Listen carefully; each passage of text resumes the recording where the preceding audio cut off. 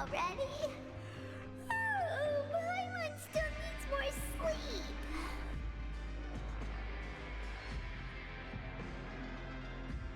Huh? Wait, look over there! Isn't that... It's one of Liddy's cards! Let Paimon see what's written on it! Maybe you haven't heard, but today is the monthly free day. Everyone has the day off today, which makes it the perfect time to do some investigating. It's been a while since we last talked. Have you been making any progress lately? Let's meet at our usual spot in the factory area before lunchtime. I have new information. Ooh, today's our lucky day. We have the day off. From the sound of it, Lenny's been making progress with his investigation. Wonder what he's discovered. We still have some time before we meet up. Let's talk with the people here for a bit more before we go.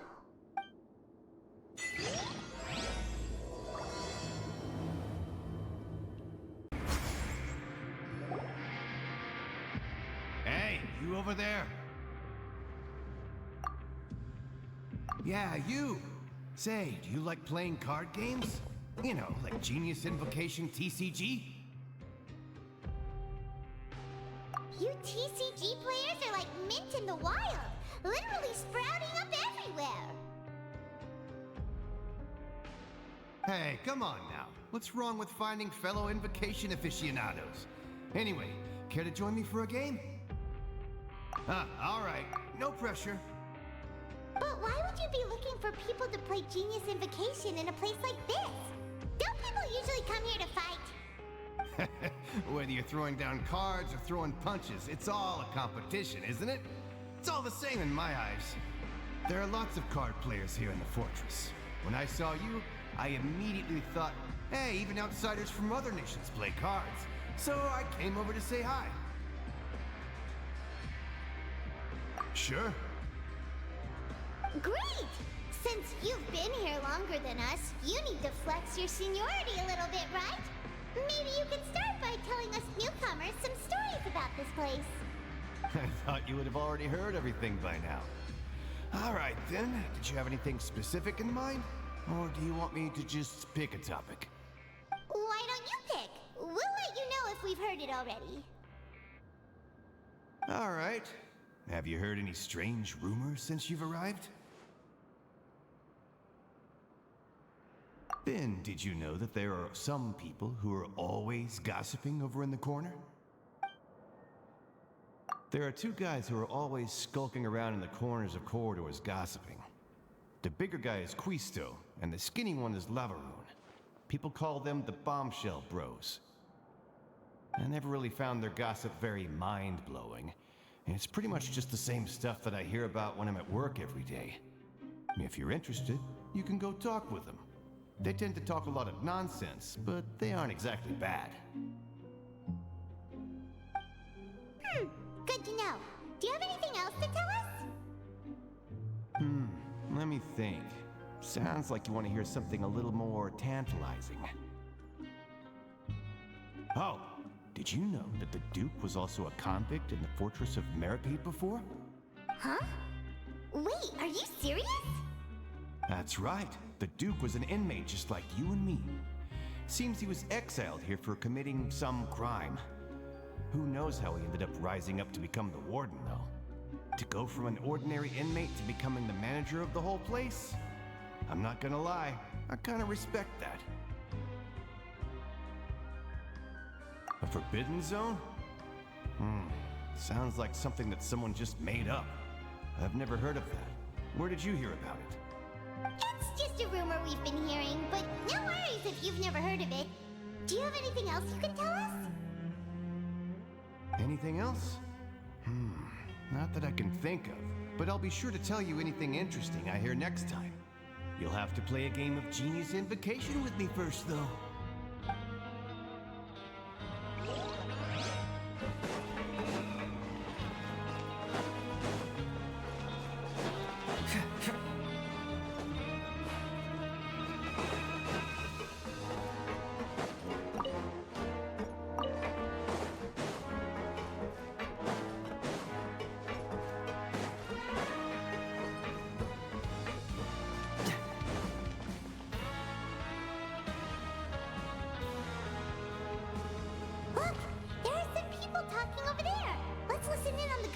kitchen.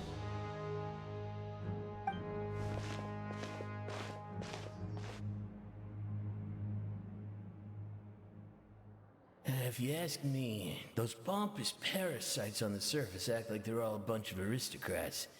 Do any of them give half a hoot about a bunch of dogs like us? Hey, speak for yourself, mate. I'm no dog. Oh, you think you're special or something? If you're here, then you're just a convict like the rest of us. I've heard that even if you're released after serving your sentence, going back to life on the surface ain't any better. Once a criminal, always a criminal. We're marked for life. I don't buy that. Hey, how cool would it be if the whole world was destroyed by a giant flood and everyone had to start over from nothing? What kind of filthy bilgewater are you spewing? I have family up there. You best shut your sewer hole with talk like that. Listen, things ain't so great on the surface, but who says that you have to leave?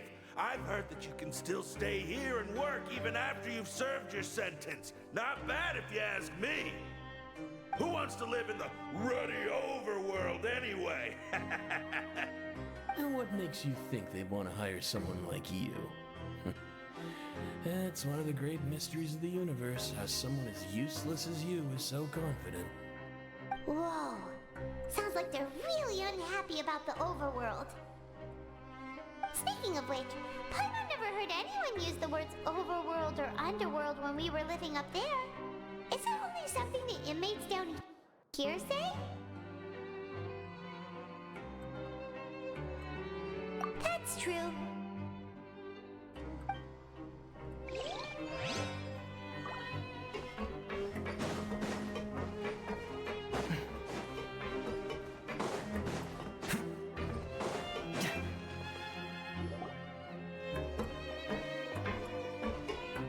There's a group of people over there. Let's go listen in. So I said, that's not a faucet. Hey, who are you two? Why'd you come over all of a sudden? Oh, sorry for eavesdropping. Sounds like you were talking about something private. What's the matter? They're just looking to join in on our fun, that's all. Hey, don't pretend like it's okay for them to just interrupt us like that. Fine. You're lucky we don't mind extroverts that much.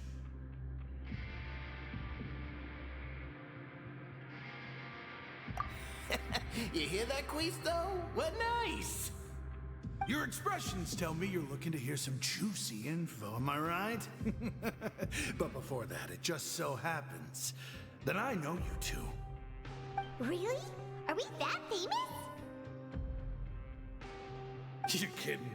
How often does anyone get a personal tour led by His Grace himself? Practically everyone was talking about it. Word has it that you also caused quite the kerfuffle. A little mistake, huh? I like the way you put it.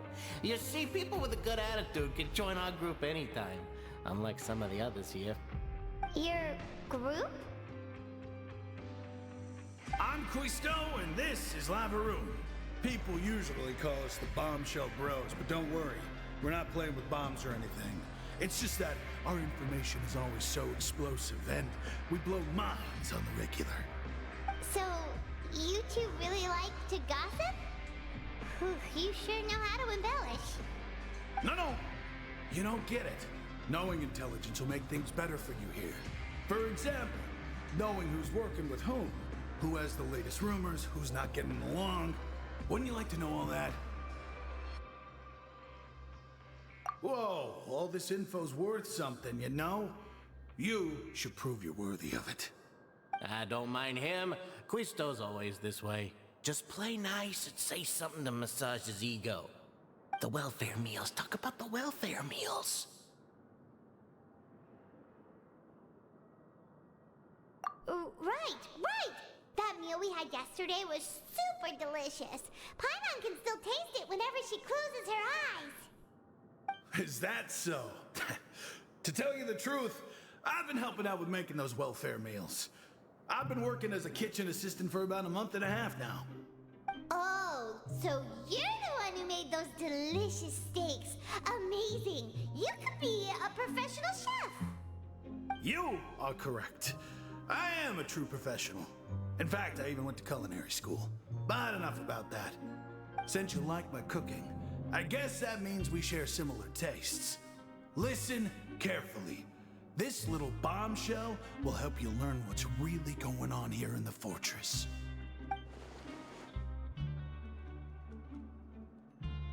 Listen, kids. The power structure within the fortress is quite complicated. The overworlders couldn't care less about us down here. We're basically dogs to them. You've already met the one person here you should never cross, the Duke, Risley. He knows more than you think. And if he doesn't care about something, then he often doesn't bother dealing with it. Those who have the Duke's attention get all kinds of special perks, even better treatment in the infirmary. I know who you mean. It's that Jurier character, right? I don't think there's anything useful about him at all. Why does he visit the infirmary practically every day? Is it normal for anyone to be going in and out of there so often? If you ask me, he's just faking it to get out of work. But did you know that Jurier was a talented researcher from the Fontaine Research Institute before he came here? There's no denying that. I don't care if he was a researcher that could turn dirt into Mora. Once you're in the fortress of Meripede, you're just another inmate like everybody else.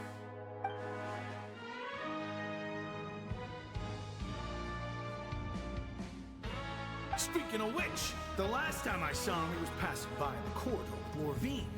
I also heard they started arguing in the library and got into a fight, right? Guess that's just how terrible of a guy he is. You mean he hit a woman? Wow, I never imagined he was that bad. But that Lorvine's also quite the odd one, you know? She's always gabbing away, got into a fight with a man, and she also got sent to the infirmary. Come to think of it, I always see her going to the sick bay every couple of days, too. Wait a second. You don't think? Do you think could it be that they're secretly meeting there to go on dates? But it's really hard to imagine. After all, I do remember seeing Lorvine beat Jurier to a pulp that one time. And we might be overthinking things.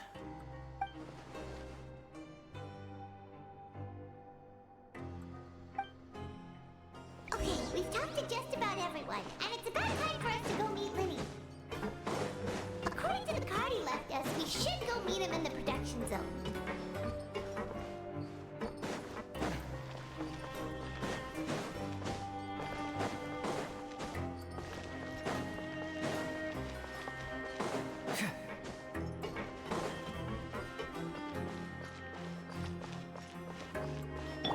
Right now, right here, right now.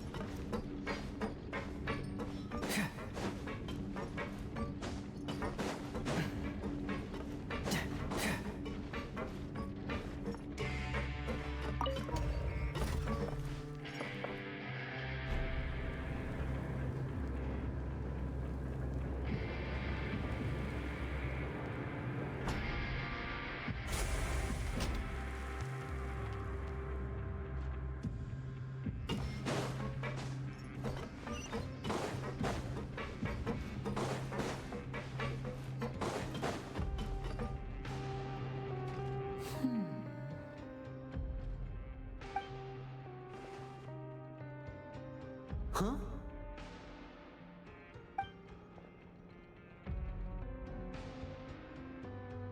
That look in your eyes. You found something?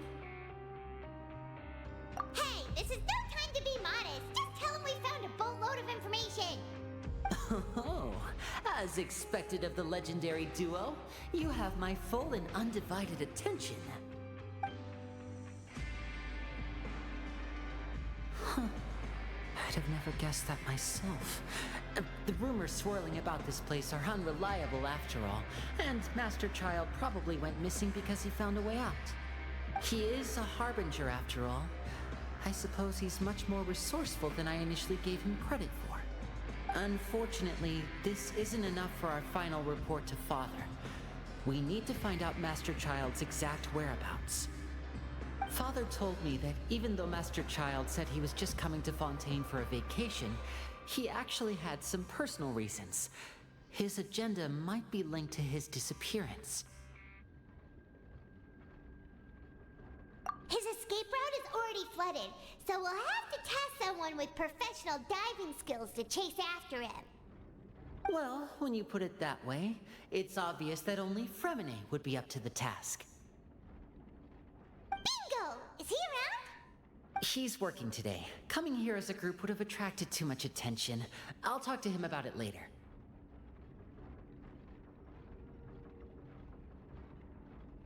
It's the least I can do. We're all in this together, so it's only fair for us to fulfill our end of the bargain. Honestly, I'm far more impressed by you guys managing to collect all this information right under Risley's watchful eyes. Collecting information has always been our strong point. Now, let me think. To find out more information, Fremine will have to retrace Master Child's original route. And if he's to do that, he'll have to set out on the next pipe cleaning day at the earliest. That's 6 days from now. And after that, he'll probably take another 2 or 3 days to return. You can even estimate how long it'll take for him to get back? We've been working together for a long time. We know each other's capabilities like the backs of our hands. Traveler, what say you to meeting here 9 days from now? We'll be able to pick up Fremine while we're at it, too. Oh, and there's just one last thing we'd like your help with. Though we can just sit back and wait for Fremine's report on Master Child's whereabouts, we still need to make more progress on the investigation of the Forbidden Zone. Fremine's no master of disguise. Lynette's still working on getting intel from the other areas, and I'll need to spend some time helping Fremine prepare for his diving mission. So, you are the only ones we can count on. What do you want us to do? Will it be hard? Well, I won't call it easy per se, but I think you'll be able to pull it off. Listen carefully. You'll need to find an excuse to get into the infirmary and investigate the room and environs. You've mentioned several sketchy-looking people always meeting at the infirmary earlier, so it probably has something to do with the secret we're hoping to uncover. You've already met the head nurse, so she'll be less suspicious of you. Investigate the internal structure of the infirmary and any active dealings within, and pass those on to me alongside anything else you're able to discover. But also, there's no need to take risks. Don't forget, safety always comes first. My apologies, I just started rambling out of habit. It was almost as if I was talking to my younger brother. But that's not a bad thing, right? All right, then we'll head out as soon as we finish our prep. Let's go our separate ways for now, then. Don't forget, we meet here again in 9 days. Stay safe.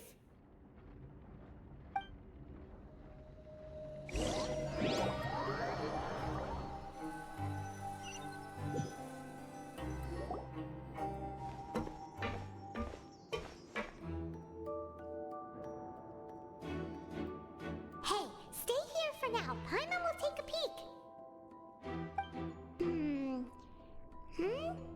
There seem to be several people inside.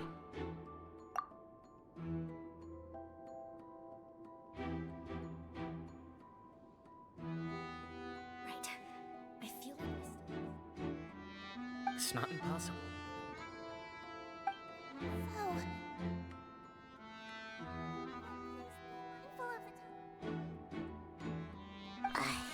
It's a bit hard to understand them from here.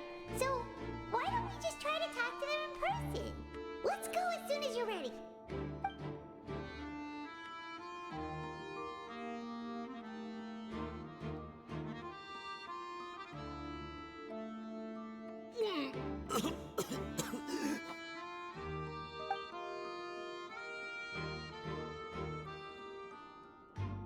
Someone! Please help! He's sick!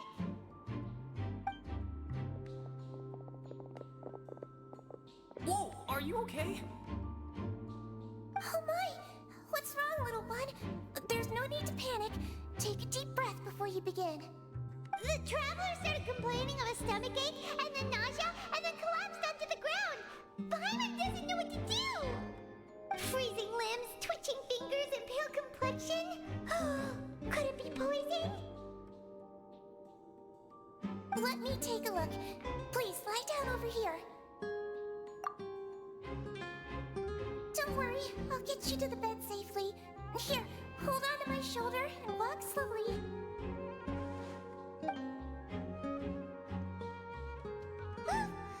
You can do it, traveler.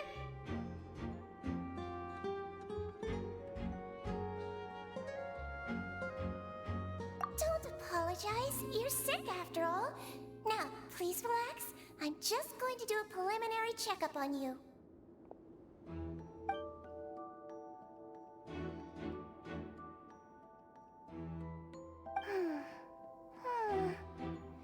I see now. My checkup has confirmed that he's not in any mortal danger. That's our worst fear out of the way. Eh? Oh, that's good. But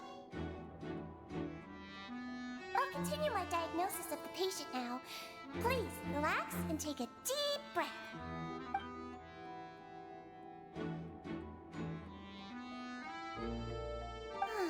Don't sense serious damage to your organs either. Does it hurt when I press here?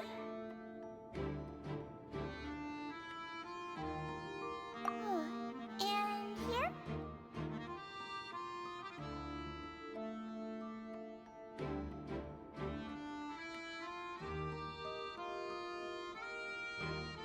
Huh? But based on my initial checkup, there shouldn't be a problem here. How strange.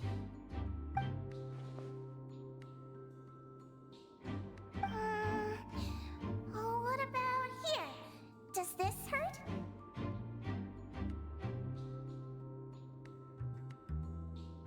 Oh, I understand. So that's what it is. I think you just ate something that disagreed with you. That's all. Nothing too serious. Outside of a pretty bad stomachache when it decides to act up. so that's what it is. Thank goodness it's not anything more serious. And there have been other inmates complaining about the food recently. I'll inform our head chef, Mr. Woolsey, of this problem as soon as possible. Congratulations! The health risk is incredibly low, so you should recover within a couple days. Why don't you take a rest here while I go get some medicine for you? Miss Levine, I'll have to trouble you to help me look after this new patient while I'm gone. Very well. And she hopped away just like that.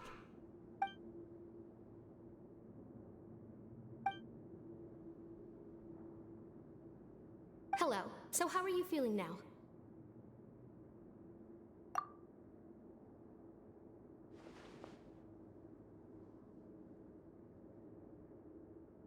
His stomach ache's really bad. He was stumbling about the whole way here, so Paimon's really worried. If Miss Sejuin says it's not a serious problem, then there's no need to worry. She's the best medic we've got down here. But it also looks like she's the only medic you've got down here. Well, that's true. What do you mean, that's true? That's really misrepresenting the situation. Of course I can't speak for the whole fortress, but it's not like everyone imprisoned here is useless, you know? Though they may have committed crimes and gotten locked up here as a result, they still know a thing or two about medicine, and they help Miss Sejuin take care of the sick and injured. Yeah, you're right. But did you have to lecture me about it in front of another patient? Aren't you a patient too? Where did all your energy come from? That's correct. Sorry, I got a bit ahead of myself. Are you two also sick? We've been sick a while. I come back every once in a while for checkups, and to pick up the medicines Miss Siegween prescribes for us. That's just the nature of chronic illnesses. As for her... you could say she fancies herself as Miss Siegween's capable helper because she learned a bit of medical knowledge ages ago. Please watch your mouth, Mr. Jurier. Don't forget that you are the primary reason I have frequent heart palpitations. Hey, don't start arguing now! Please, keep it civil at least.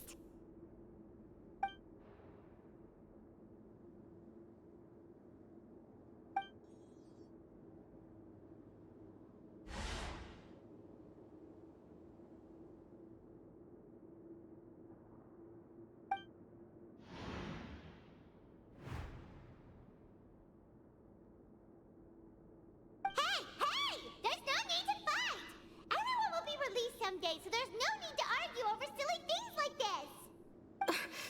But... Release. It's way too early for us to even think about that. And who the heck knows if we'd even be able to continue our previous lives?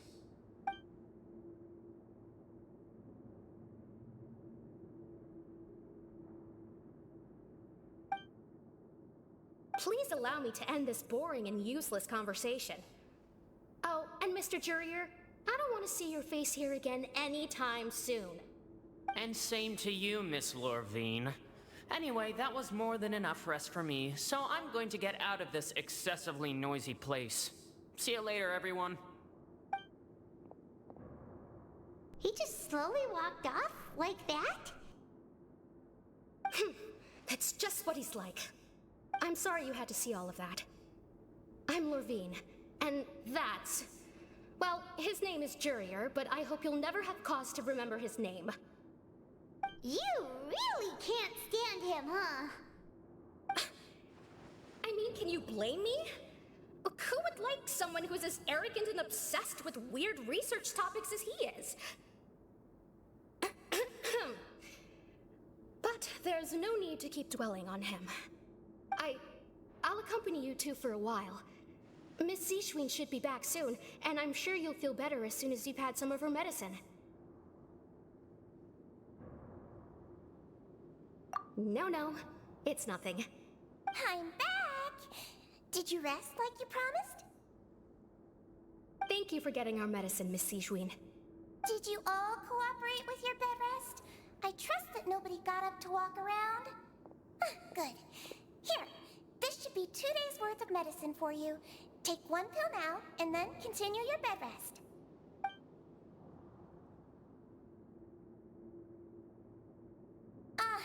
Miss Lorvine, I left in a bit of a hurry just now.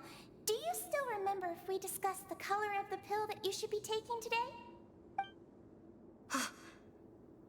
I remember. You said it should be yellow.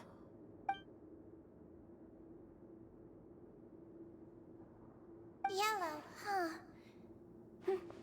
I understand. These are yours.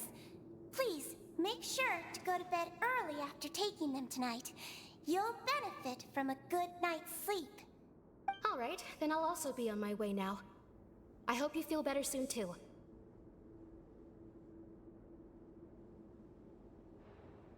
See ya! I'm going to fill out your medical record now. You're widely known as the Traveler, right? I just want to double-check a few details, if that's all right with you. Those two made quite the commotion just now, so why don't we let the Traveler rest? Paimon can answer the questions instead. So his primary symptoms are abdominal pain with secondary symptoms of nausea. Is there anything else? That's it. All right then. Is there anything we should know besides to take the meds? No, his base constitution is quite good, so I'm sure he'll recover quite quickly after taking the medicine. Please make sure to stick to bland or less stimulating foods. And don't stay up too late at night. Got it! Paimon will hold the Traveler to that for sure.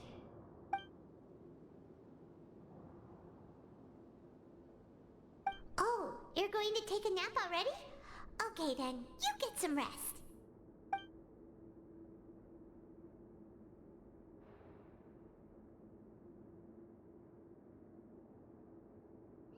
We've been to lots of places together. He may look a bit under the weather now, but he's actually super strong. So you're the best of companions. Well, don't worry. He'll recover soon.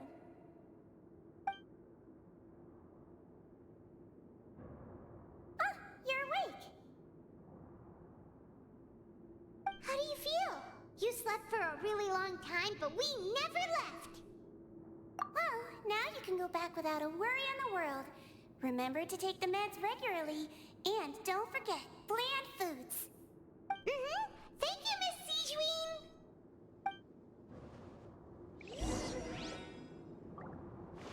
Seems like a lot of people have been coming down with an upset stomach lately. I'll need to address that.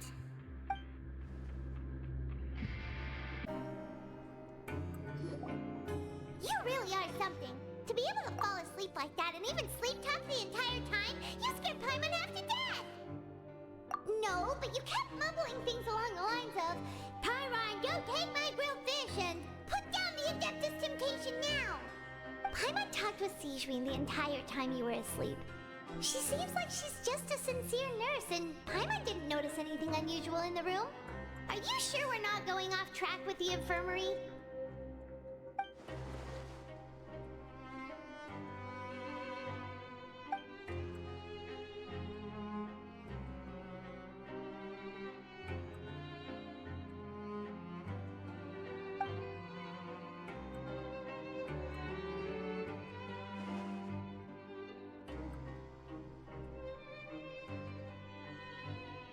Whoa! You really are super thorough! All those tiny little suspicious things that Paimon didn't even pick up on! We've gotta get the info to Linny!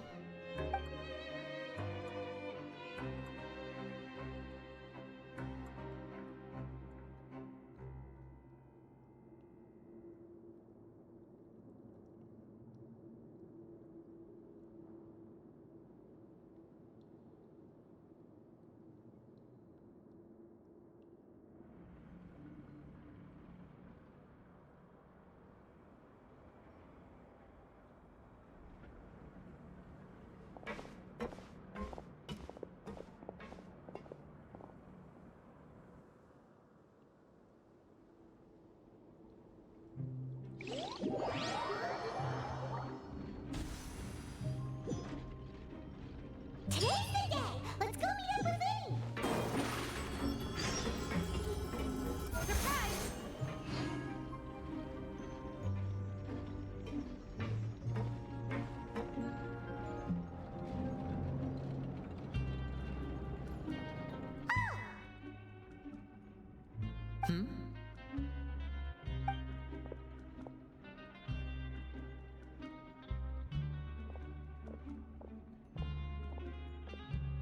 Did you two run into any trouble over the past few days?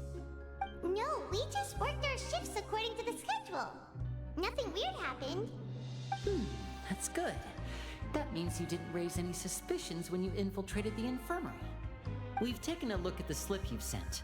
Fremine successfully left the grounds via the pipes 2 days ago, and as of last night, Lynette has also infiltrated the infirmary after faking an illness. Wait, why is she getting involved as well? You already went above and beyond when you scoped out the infirmary. To put it more bluntly, even if we were to view that as something you did in exchange for Fremine's help, you've already done more than enough. Infiltrating a guarded stronghold is a different kind of job from a one-off investigation. We want to avoid using the same faces over and over and reduce the amount of suspicion that will fall on any given person. Lynette also felt like you have already taken the first step for us, so she should be the one to finish the job. So that's what Lynette thinks. Oh, Paimon hopes everything's going well for her. Perhaps that's true. You're both very good people, and we've come to appreciate that more than anyone else. Unfortunately, there's still one thing that could get between us, lest you've forgotten. The matter of our respective loyalties. You've mentioned before that you've had some run-ins with the Fatui. I can understand that feeling, so I assume you're just helping us out of the kindness of your hearts? Well, everyone could use some more friends. We'll be counting on you to help us in the future, too. Mm-hmm. Since I see you as friends, then it's even more important for us to protect you from any peril. Fremine and Lynette feel the same way. Glad to hear it. Then, let's go check on Lynette before Fremine returns. If everything went well, then she should be wrapping up her investigation right about now. Is now really a good time to go over? According to my observations, Sigewinne always spends around half an hour away from the infirmary right before lunch. Lynette knows this as well, so this should be a good time to meet up with her. Also, I'm her brother, remember? It's only natural for an older brother to care about his younger sister's well-being. Okay, then let's head over right away.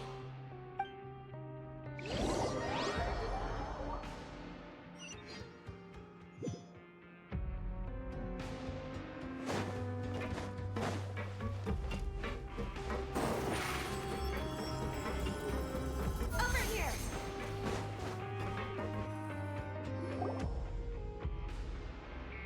Lynette should be here right now. Huh. Strange. Lynette? As expected, Sigewinne isn't here, but why isn't Lynette here? No, Lynette rarely deviates from the plan. We agreed that if she were to make changes on the fly, she'd find a way to let me know. Unless... Let's see if there are any clues around here. We can look while we wait for her. Who knows? Maybe she'll be back soon. Okay.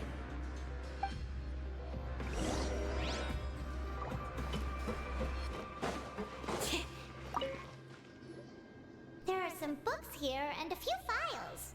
They all look like medical records.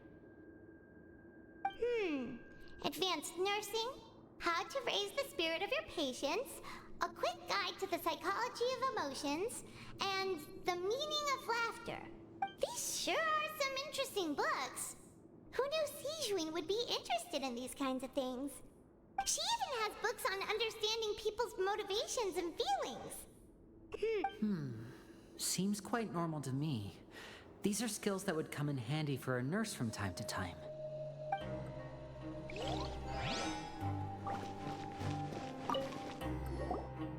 None of the beds have any signs of having been slept in, except that one over there. That's the one Lynette must have used, right? You said she was pretending to be sick. She would have said her migraine was having a particularly bad flare-up.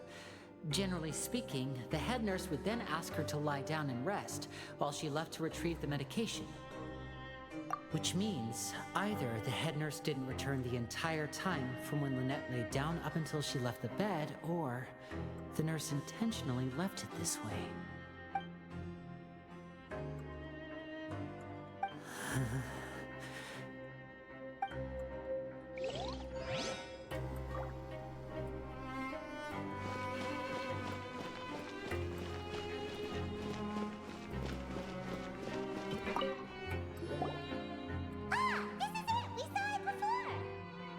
Wait, this thing? It doesn't look like it's been disguised that well.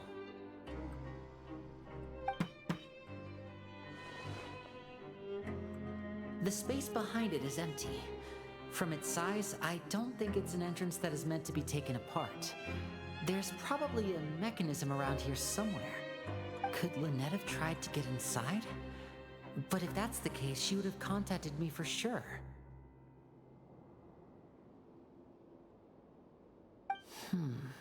Let's look around here for some more clues. Don't panic, just take another look.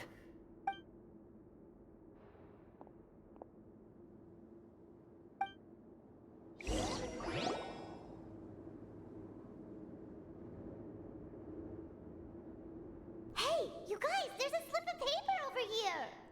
A slip of paper. It's right over here, and there's a bunch written on it too. It reads, out of respect for your usual practices, I'll use a piece of paper or card as the medium to pass on my message. You may consider this as me giving you my best regards. This is... Is that all? The back. This is... Show me, now! That look on your face. Paimon's reading it now. Would you care to guess where Miss Lynette of the Fatui could be right now? No. Could she have... Is she already... Wriothesley. Did he deliberately leave the infirmary unguarded to use it as bait? Wait, you mean he was aware of our goals from the very beginning? But why? We didn't run into any trouble last time, and he also never reached out to us since. Yes, that is a crucial question. Wriothesley, he doesn't do anything without a clear goal or reason. So this means he had no concerns about your activities from the very beginning. You're not from the same camp as us. You were sent down here by Nervulet, so you have no conflict of interest with Wriothesley. We're a completely different story, though. I'd like to know that, too. Why did he only go after her? Don't panic, just think everything over. I have to stay calm. This is not like what happened last time. The situation's different now.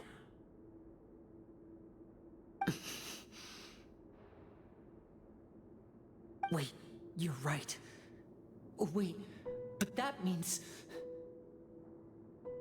The fact that Fremine was able to leave the grounds, could Wriothesley have let him go as well?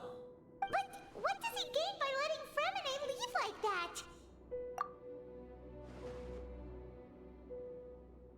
that? So he's challenging me and trying to provoke me, I'm sure of it. We never should have sent out Fremine.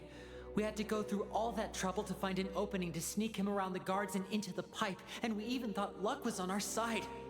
If Wriothesley let him leave on purpose, then he's probably in a terrible spot now as well. Lenny's getting more and more panicked. We have to calm him down.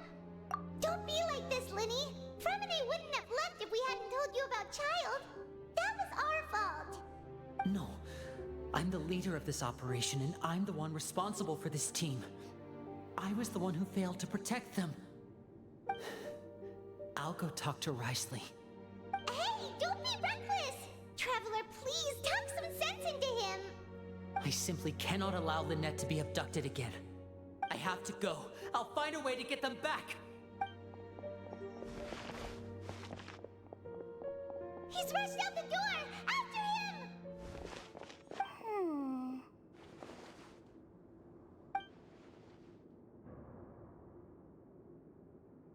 Right.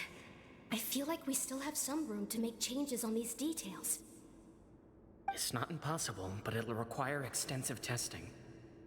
Is that so? Very well. Then please be mindful of the time. Huh? Is someone? Pack everything up.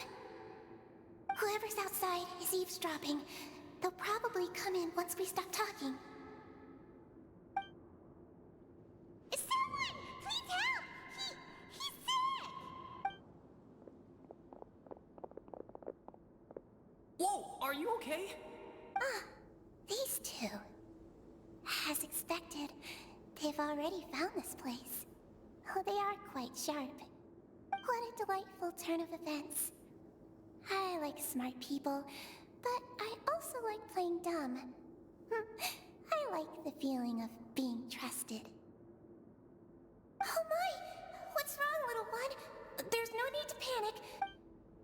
Being able to read human expressions is quite the useful skill. Lenny! Wait! It's no use. We have to catch up to him!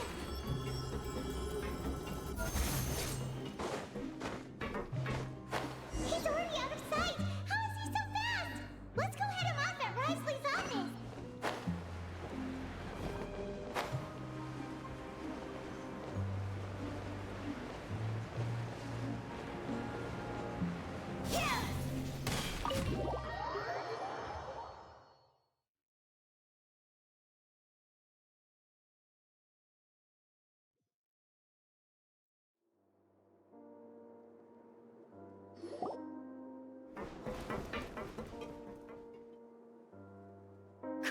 face me, Risley! Aren't we at an administrative office space? Why don't you at least try to follow even a couple rules from the fortress's indoor management regulations? What did you do to my sister? I ran into the young miss at the infirmary. I'd heard that she was suffering from quite the migraine, so I decided to invite her over for a cup of tea. I do have some teas in my collection that can work wonders against such an illness. Stop joking around! Where did you take my siblings? I have also heard that your performances are quite the spectacle. Miss Lynette would sometimes enter a box filled with water, only to emerge the next second from another place altogether. Maybe she'll appear behind you right now if you were to turn your head. Is he trying to trick me into turning my head? No, he's probably not looking to attack me right now. All of the hostages are in his hands, and he's even in the mood for small talk. That means Lynette is probably still alive. You knew we were investigating the infirmary from the start, so you deliberately aroused the Traveler's suspicions and baited us into continuing our investigation, just so that you'd be able to kidnap Lynette. As for Fremine, no, you probably didn't even interfere with Child's escape.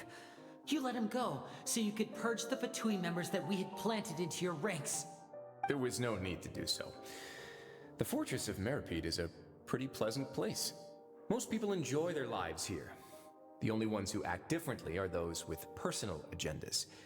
It was quite easy to identify your colleagues.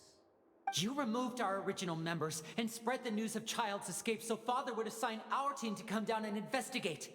Fremine has also fallen into your hands, right? If you're oh so omnipotent and so in control, why would you need hostages?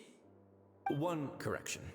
Lynette is in my hands right now, but Fremine is not. He's not? What do you really want? Lenny! Oh, wonderful. Everyone is here, so I'll only need to say this once. Thank you so much for cooperating with me. Eager and to the point, I see. Alas, only Miss Lynette is currently having a cup of the fortress's finest tea. Although, as per your original plan, Mr. Fremine should also have returned to the fortress by now. But he has neither shown up within my gates, nor has he been taken into any kind of custody. So where do you think he may be right now? Wait, you can't mean you locked him outside in the sea? I closed the fortress's gate to the outside world. That's all. Fremine's a star diver, so he should be fine, right? No, we're still here, so he'd definitely try to find a way to come back for us. So we can't assume he might have made a break for the surface. But why would I do this, you may be asking? To have an audience with you, of course. My intel tells me that Mr. Linney is a great magician, so it's only natural for me to want to have some cards of my own when it comes to negotiating. Besides, I do recall you mentioning to Miss Lynette that you've always wanted to have a face-to-face meeting with the Lord of the Fortress of Meripede, regardless of whether it was in a personal or a professional capacity. Well, you got your wish. So, you've been keeping tabs on us before we even set foot in the fortress. Some of my folks just happened to hear a thing or two, that's all. In any case, I will be straight with you. I was willing to play dumb and turn a blind eye, so we had a pleasant few days playing games together here. But once you started focusing on the Forbidden Zone, all of that changed. Mr. Linney, the cards are stacked against you right now. Miss Lynette is in my hands, and Mr. Fremine is still slowly being pickled out there in the brine. You know just as well as I that he cannot last out there forever. You need do but one thing to guarantee their safety. I would like you to contact your superior, and ideally invite her over for a cup of tea with me. You want to see Father? But why should she bother giving you an audience? Well, if she cares for the well-being of her dearest children, she should have plenty of motivation to join me for a parents' evening. I've heard that the bonds between the members of the House of the Hearth are like the bonds of family. I don't see why she would refuse. Why did you think Father sent us to handle the Fortress of Meripede? This place is basically a no-man's land. It wouldn't be fitting for anyone as important as a harbinger like Father to come here in person. Oh, I see. So it's because she doesn't care for my place here. That's such a shame. After all, I've amassed quite the tea collection. I was looking forward to sharing it with her. Both Monsieur Neuvillette and Lady Farina have already received many samples as gifts. Was this the extent of your master plan to get to Father? No matter how much pressure you may put on me, I won't allow you to use us to blackmail her. You people really are difficult to get along with. All I'm asking for is a face-to-face conversation. Does she truly have no interest in the fortress's secret? Mr. Linney, you have one last chance to invite your father here. If you refuse...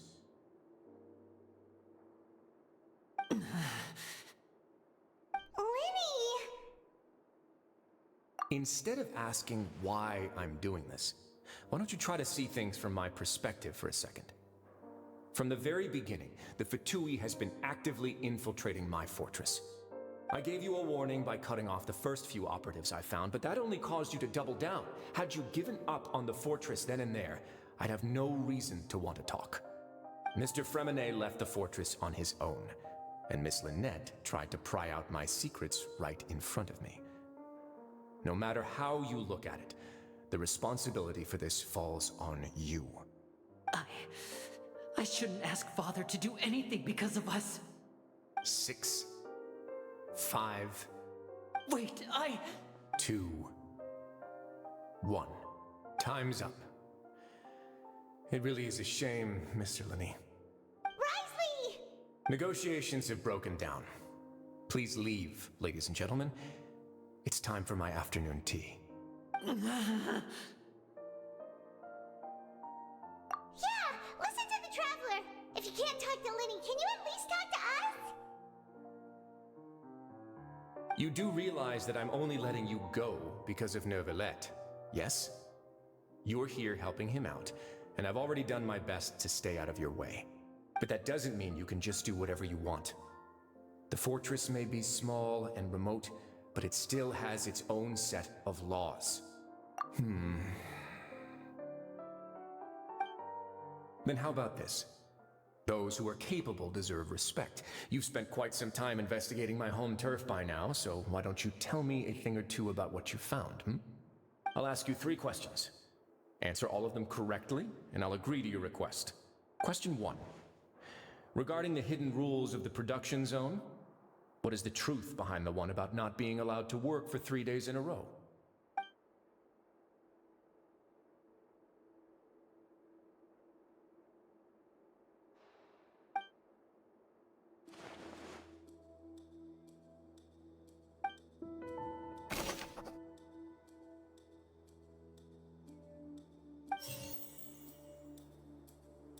According to Collins, the Pancration tournament only...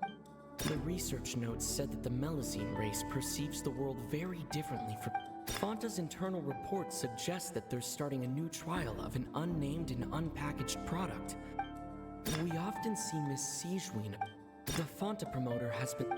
I've been told that the infirmary is always... The research notes said that the Fanta's internal reports suggest... The Fanta promoter has...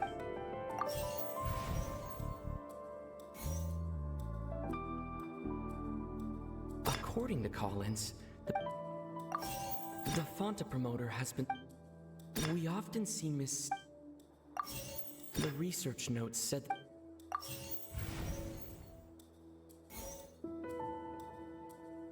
We often see Miss... I've been told that the infirmary...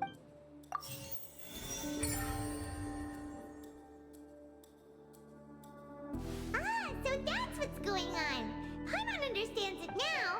Who would have guessed? The hidden rule of the production zone. People are not supposed to work 3 days in a row, and if they do, they'll get strange meat in their welfare meal. At first we thought this strange meat must have something to do with the people who disappeared, but in reality, they were all prepared by Siegewien, the head nurse. She often visits the production zone to observe the workers' health and makes a note of anyone who has worn themselves out after 3 full days of work.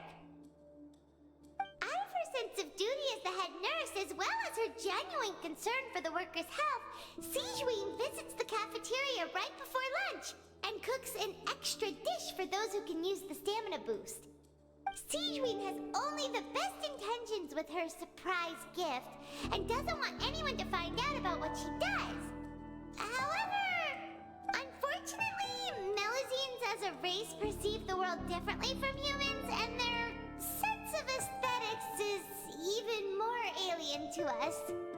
The recipients of her lovingly prepared special meals cannot taste the care within and usually just freak out. Are we on the right track? Not bad. You've uncovered Ziegler's secret and even guessed her intentions correctly as well. It's nice to know that her efforts have not gone unacknowledged. All right, now for my next question. There are also some hidden rules in the Pancration Ring, including the one that you're not allowed to support both sides of a fight. Why is that?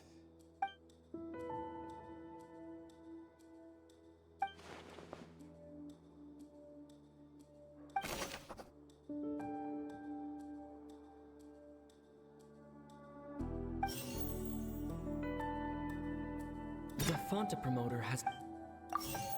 Fonta's internal report... According to Collins...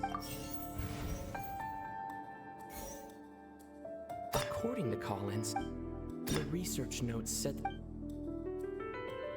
According to Collins, the Fonta promoter has...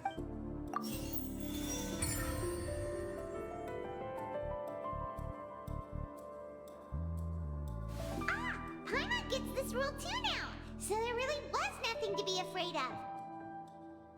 That hidden rule of the Pancration Ring is about how, people are not supposed to bet on both boxers at the same time. And if they do, they'll receive a package containing a strange, blood-colored liquid. People get scared when they see it because they've subconsciously begun to associate it with the missing boxer. But really, it's just a bottle of the latest yet-to-be-named and packaged new Fonta trial product. A blood-red drink. It's no wonder even Fonta's own staff were questioning the company's decision-making. The company, facing backlash from its own staff, decided to try to trial the product on a smaller scale to see how it might be received by customers. They came to the Fortress of Meropide and offered to sponsor the Pancration tournament so they could push their new product. But the Duke completely refused to even entertain the idea. The Duke, knowing how valuable coupons are in the fortress, knew that only total idiots who didn't understand their true value would bother buying a Fonta product here.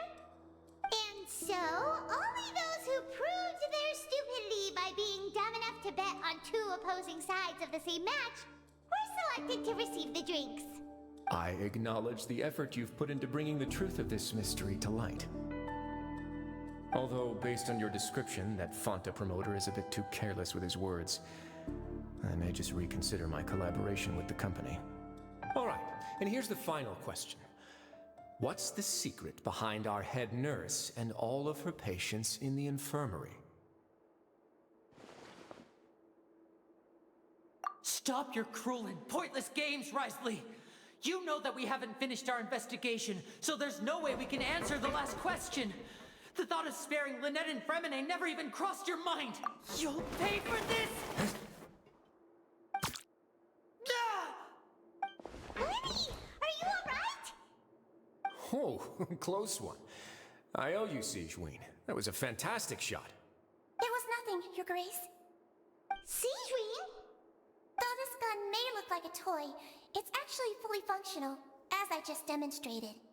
Ziegler... You... Not at all. I am merely a resident of the fortress, and thus protecting it is my duty. When Monsieur Nervulette asked me to come here, he told me that my job would be to take care of the well-being of everyone here. I am merely discharging my duties. But if you mean what you just said, then isn't Linny someone you should be looking after as well? Isn't he a resident here just like the rest of us? But I really am just doing what Monsieur Nervulette told me to do. Everything I did, I've done to protect them. Had I not, they would be in far more dire straits right now. His Grace knows it too, right? Your Grace? Mind proving my innocence to them? My dear Siegeween, whatever shall I do with you? Would it have killed you to just wait another minute or two? Well, it's nearly time after all. The way you do things can be truly frustrating sometimes, Your Grace. I figured I should try to talk some sense into you. What are you talking about? What time? Take me if you want. Let them go. How touching. Can you just give me one more minute? Don't be like that, Your Grace. All right, everyone, calm down. 2 more visitors will be arriving any time now. I'll go get a cup of tea. Miss Siegeween, I leave Miss Lynette in your care. You...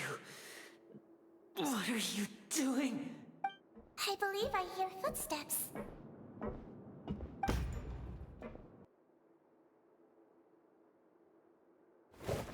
Some space, please. Ah, Miss Clarande. My door. Fremine. Fremine! What's going on? What is Clarande doing here? Work. I'm sorry about shooting you, Mr. Linney. The tranquilizing effect will begin to wear off soon. Please take it easy in the meantime, though. What happened to Fremine? Wasn't he diving just outside of the fortress? Why is he looking like this?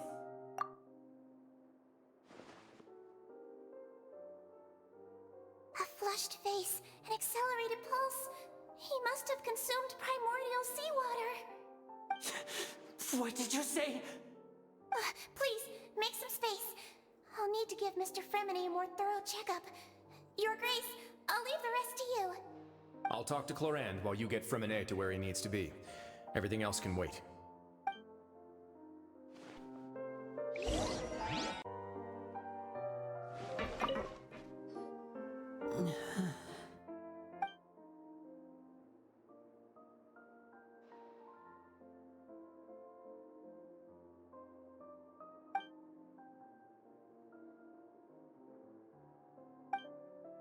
How is he?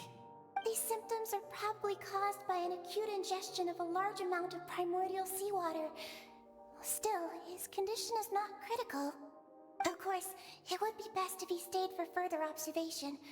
Let's leave him here for now, and move him to the infirmary once he's recovered a bit more. Sorry. I am aware that the infirmary may not be your favorite place in the world at the moment.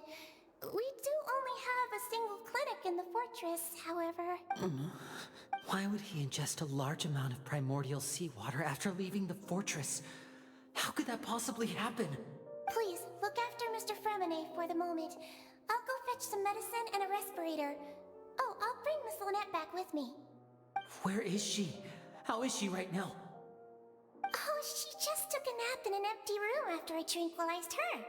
If my calculations are correct, she should also be waking up right around now. You might not believe me, but His Grace and I actually made some snacks and tea for her.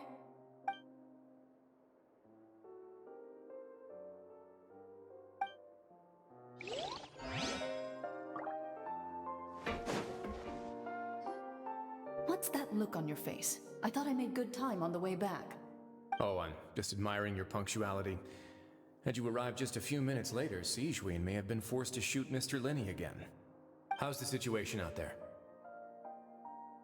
The water has changed. It's pretty much as expected. The concentration of primordial seawater has increased significantly. I was only out there a short time, so it wasn't too bad. But if one were to stay for any significant amount of time, well, you can see how that boy's doing. Where was he when you found him? The abandoned zone at the end of the pipes. A good distance into the water. Closer than I thought. He must have recognized it early on and tried desperately to swim back. Locking the door was necessary. I don't think we could have saved two. Well, I did try to convince him that I had my reasons. Never seems to work, though. It would probably work on Neuvillette. He has a knack for picking out who had good intentions, even when the outcomes were all terrible.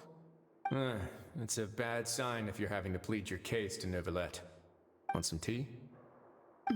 Not particularly. If you want to drink some that badly, just say so. Fine, I'd like to get some tea. Want me to get you a cup too, since I've already made it? Might as well then, I suppose. Actually, do you have a towel? I would like to dry my hair.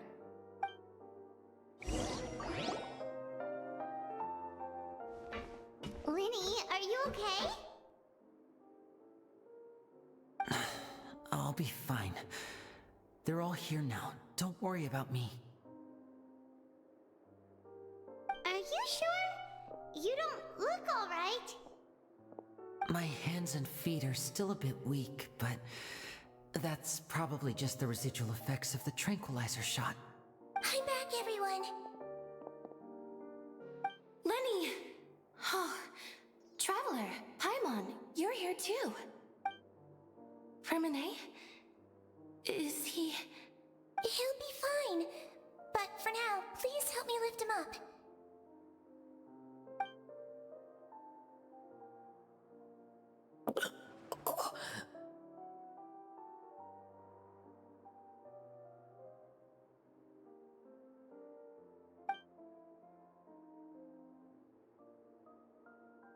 His breathing's beginning to slow down. Give me a hand and help me get him to the infirmary. Yeah, I'll take him from this side. Lynette, together? On it. Traveler, you seem pretty worried about him. Want to come with us? The Duke and Clarande are gone. They probably went to get some tea. The Duke will explain the truth in just a bit. Miss Clarande will need a break, since she only just returned from rescuing Fremine out of the sea.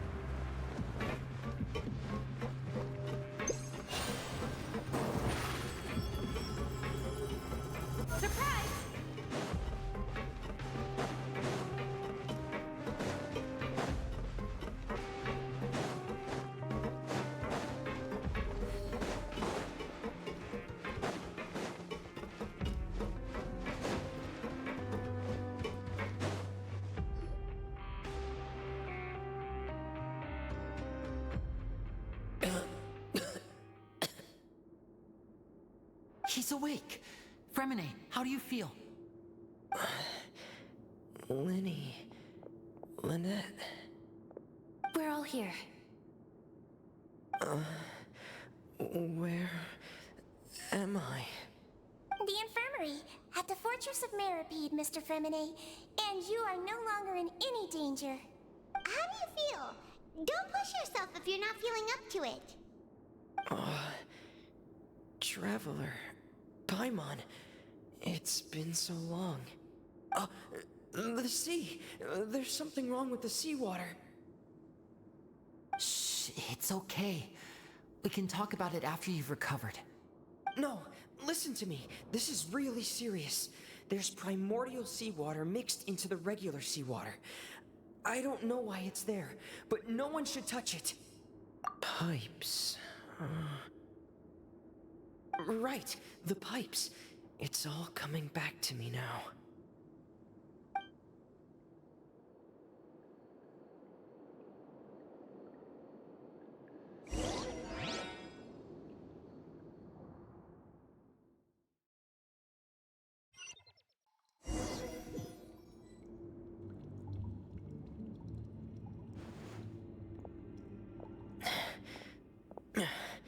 I'm in. Seems like this pipe hasn't been used in a long time. It looks abandoned.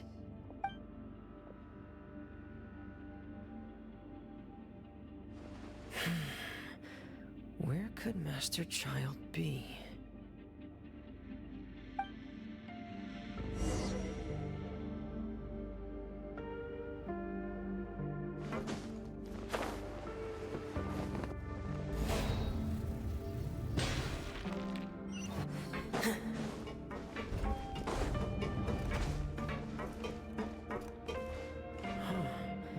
This mechanism looks like it's been tampered with. Could he have done it?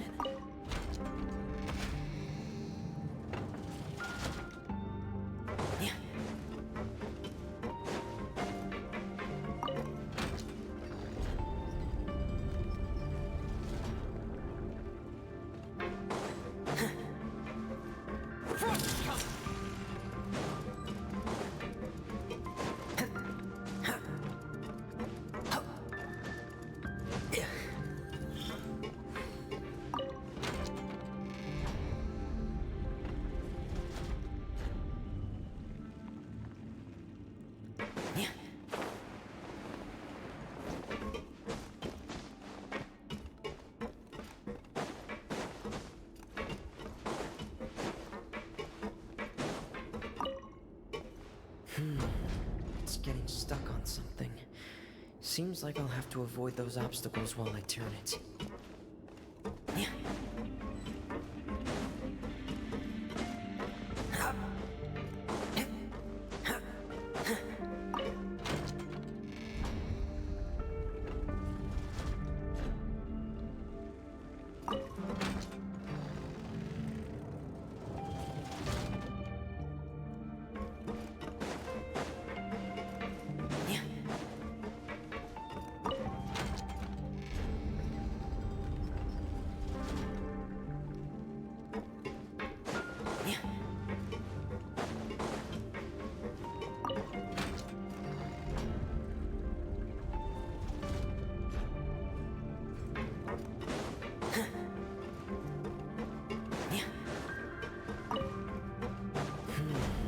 It's getting stuck on something. Seems like I'll have to avoid those obstacles while I turn it.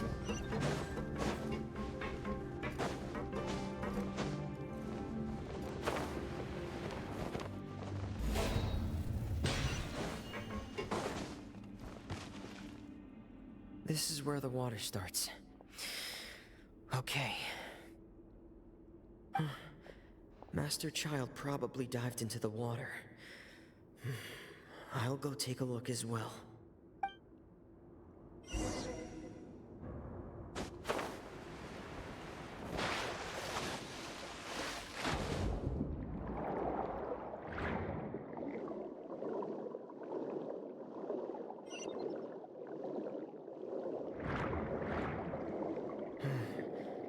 The vegetation here is a bit more sparse.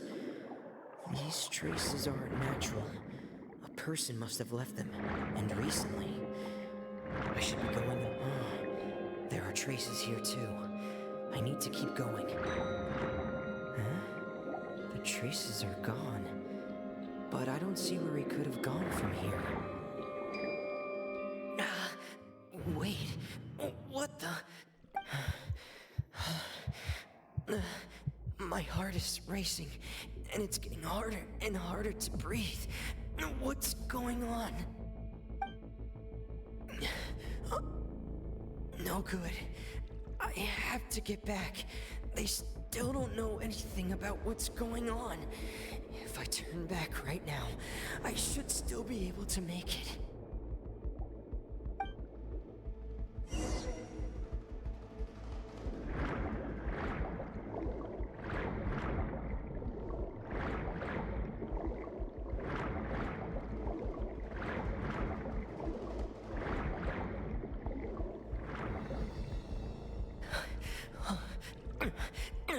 I can't die here.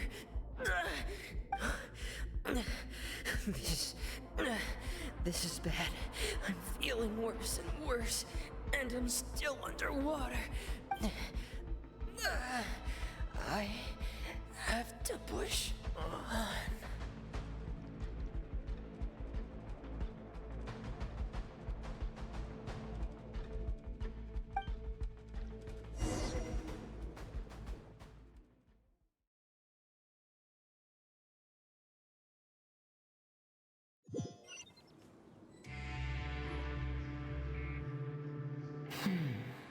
So, in other words, the trail you were following vanished, and you had no idea where Master Child could have gone. But there was also no obvious place for him to have disappeared to. That's right. I tried my best to swim back, but I had already put some distance between myself and the fortress, and I just couldn't find the strength to keep going. I probably passed out some time after that, and you know the rest. Miss Clarande brought you back, but we also don't know why she just suddenly appeared at the fortress, or why she went out to save you. Miss Clarande, you say? I must go thank her in person. You're still too weak for Monet. You can go after you've had some more rest. Miss Lynette is right. I believe Miss Clarande will stay here as a guest for another few days, so there's no need to hurry. A guest? Then I can assume Risley was the one who invited her to come down here? You should ask His Grace about that. He'll be able to explain better than me. Yeah, it's about time he actually told us what's going on. Wanna come with us, Lenny? No, please go on without me. I don't want to leave just yet. Lenny. The logical part of my brain is aware that we're safe right now, but I still can't bring myself to leave. Both of you are just in danger. Understood. Then let's just sit together for a while. In that case, I'll leave the infirmary to you. The Traveler and I are going to head out for now. As long as you stay in here, I don't think you'll be disturbed. Thank you.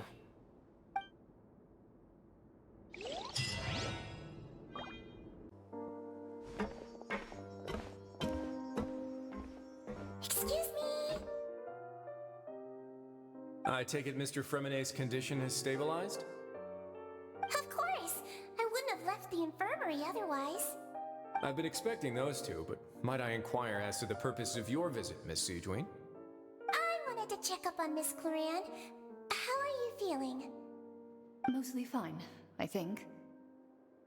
If you don't mind, I'd like to perform another quick physical exam. It'll just take a few minutes. All right. Thank you for looking out for me. I'll take my leave for now, then.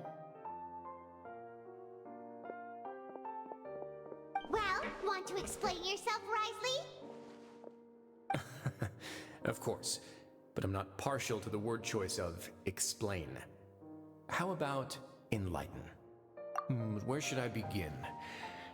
How about you start by asking me any questions you have? You can start with whichever one you'd like to get answered the most. Then Paimon will begin. Did you know about Lenny's goals from the very beginning? No. I just knew they were Fatui operatives sent to the fortress by the Knave. As for their specific goals, I only figured those out as you made progress on your investigation. You managed to monitor and stay ahead of them even though you didn't know what they were trying to do? They came here with ulterior motives. I'm quite adept at discerning what that kind of behavior signals. Initially, I thought their goal was just to investigate Child's disappearance. Linny suggested that I had deliberately let him escape, but in truth, I didn't really do anything special to help or hinder him while he was here. Everything he did, from finding helpers to leaving this place, he did on his own. Of course, it's inevitable that the Knave would make a big deal out of her fellow Harbinger's unexplained disappearance. I'm also quite curious about where that Harbinger went, so I figured I might as well let the Fatui do their own investigative work. All I care about is the answer. So you were hoping Lenny's group would just do your work for you? You make it sound like that's a bad thing. Unfortunately, things didn't go as planned. I assume that Fremonet has told you already, the ratio of primordial seawater around the fortress of Meripede is on the rise. The Forbidden Zone has always been Linny's target, and you got roped into that investigation after running into him. I began to intervene out of concern for your safety, and also to prevent the fortress from becoming entangled in more irksome matters. Are the rumors true? That you're also a former criminal? Now, why would you put it like that? Isn't staying here all day and serving as the manager of the fortress a kind of sentence unto itself? Another form of prison? I just happen to have some support from the rest of the inmates. That's all. Oh, right. Paimon wanted to ask, who invited Clarande down here? Me, of course. I paid her good mora to come down to the fortress for some field work. As a champion duelist, Miss Cloran could be considered to be an independent party. I needed to find an exceptionally capable person to help me get through the impending crisis. And saving Fremine was part of that crisis? You can think of it like that, yes. Credit where credit is due, that boy is quite adept at diving. Had conditions not been as hostile as they were, he probably would have found the missing Harbinger already. That's not something you should be asking after. Neuvillette only asked you to investigate Child's whereabouts. All I need to prove to you is that the Forbidden Zone had nothing to do with the Harbinger's disappearance.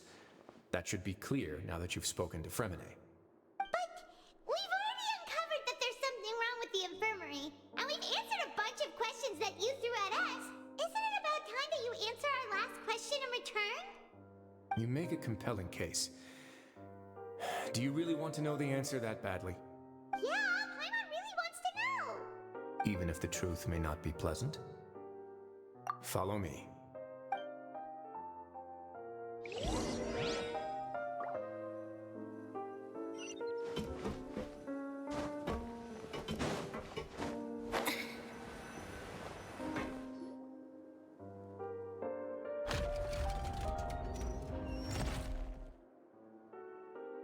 There's a hidden door here? And a whole basement behind it? Huh. You're pretty good at hiding stuff, Risley. It seems you've forgotten just what kind of place the Fortress of Meripede is.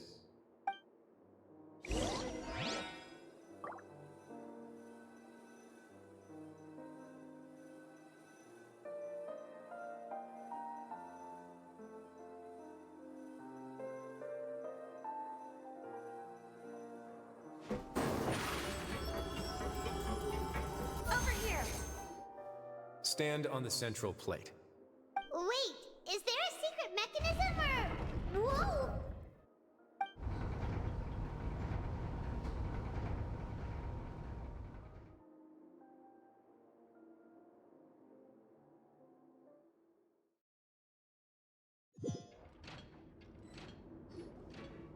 So, this is the Forbidden Zone? Honestly, for a place so well hidden, Paimon sure doesn't see anything special. What a huge door! There are 3 such isolation gates in total. Generally speaking, I'm the only one who's allowed to go inside. Hence the name Forbidden Zone. Am I correct to assume you're going to run on back and tell your little Fatui friends everything? Well, Paimon wasn't thinking of keeping anything from them. Well, I'd advise you wait until you've seen the whole truth of this place for yourself before deciding whether or not to tell them.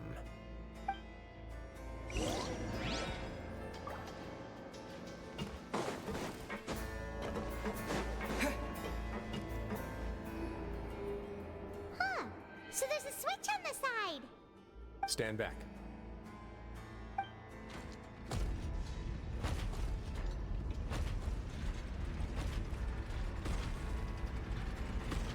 Whoa, they all just went up one by one. Go on, have a look.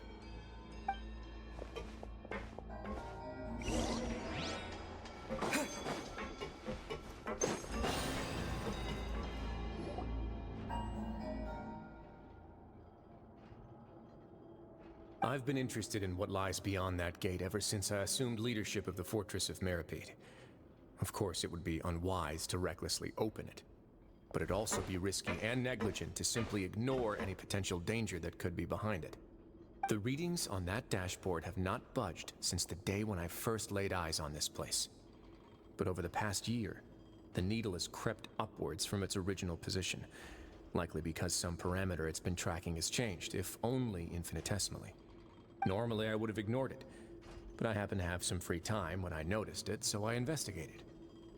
Any guesses what the reading could be tracking? Very reasonable guesses. I've considered both of those as well. Unfortunately, our dashboard is tracking something less ordinary. The temperature should vary with weather and climate changes, so for something that rarely shifts, the water pressure is more likely. We ran a few tests to increase the pressure from the outside, but the readings didn't change at all. Later on, a few more possibilities occurred to me, such as a potential connection with the primordial sea. I began to make a few preparations based on that hypothesis. Over the past few days, the needle has moved again. With that, and the symptoms that Fremine displayed after leaving the fortress, I can now confidently conclude that the readings represent the concentration of primordial seawater in the seawater nearby. The concentration of primordial seawater? But we're already under the sea! And that is precisely the problem. We're at the bottom of the sea, and now we're surrounded by toxic seawater. Somehow, primordial seawater got mixed in, and the concentration is steadily rising. Yes, that's very likely. But forget about the two of us! Not even Neuvillette knows where the primordial sea could be, much less where we could find and plug a leak. Oh. Oh! Seems like you figured it out. I believe the primordial sea lies directly beneath this sluice gate. For some reason, the primordial seawater levels have risen significantly, and it's now very close to us. The indicators are now red. Although the gate still stands, some primordial seawater has already leaked out and mixed into the sea around us. If this continues, soon it will no longer be able to hold back the primordial sea at all. Yeah, you know what the legends say. If this place falls, then everyone in Fontaine will be turned into puddles in the span of a night. But that's just too weird! Why would the Fortress of Meripede be built right above a sluice gate for the primordial sea? Who built this place anyway? Your expression tells me you think this might be part of a vast, complicated conspiracy. To be honest, you might find the actual answer may be exceedingly boring. It's just that the secret of the Forbidden Zone had been long forgotten by the nation before I rediscovered it with my research. There's no single founder of the Fortress of Meripede in any traditional sense. What we know about its history has been left to us by the people who used to live here. When the previous Hydro Archon Egeria ruled the land, all convicted criminals from Fontaine were exiled. The people drove the criminals away like a wolf pack chasing away the banished. The criminals received no sympathy of any kind from the people. They were exiled to the desolate seaside, where they experienced only pain, struggle, and the bone-chilling cold. Some of them began to repent, and prayed to the Hydro Archon, asking if there was still anything they could do. The Hydro Archon took pity on them, and said, "You may go guard my secret, deep underneath the waves." And so, leaning on the power of the Hydro Archon, they gathered underneath the sea and began to build a fortress. They became a community down there in the deeps, and over the years helped it to grow. As the number of exiles increased, more and more people joined the community. When the first group of exiles died, they left the yet unfinished fortress to their successors. The Hydro Archon continued to lend her support, allowing the fortress and what it stood for to continue growing ever larger. Before long, this dark underwater fortress became the sinner's only home. And with that, the people here stopped referring to the fortress as a prison. They saw themselves as repenting sinners who would regain their freedom once they had sufficiently redeemed themselves. But as time went on, people also realized that the fortress was a lonely place. Once they had gotten used to life here, they could no longer feel comfortable living in the overworld. Once they had finished serving their sentences, some people left and some others chose to stay. They'd find some idle position and let their withered souls fade away with the ancient secrets of the past. After many, many centuries, few people still remember the reason for the fortress's founding.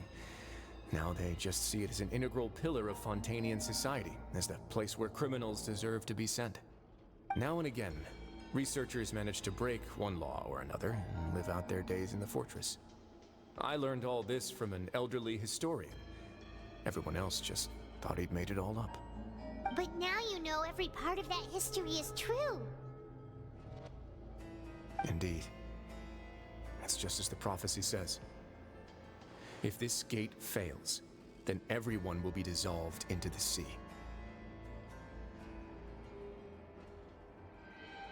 To be frank, not really. But sadly, that hasn't stopped this prophecy from proving all too accurate.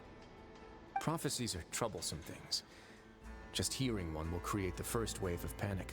Seeing signs of it will bring about the second, and actually witnessing it in real time, the third. Let's go somewhere else. I want to show you something.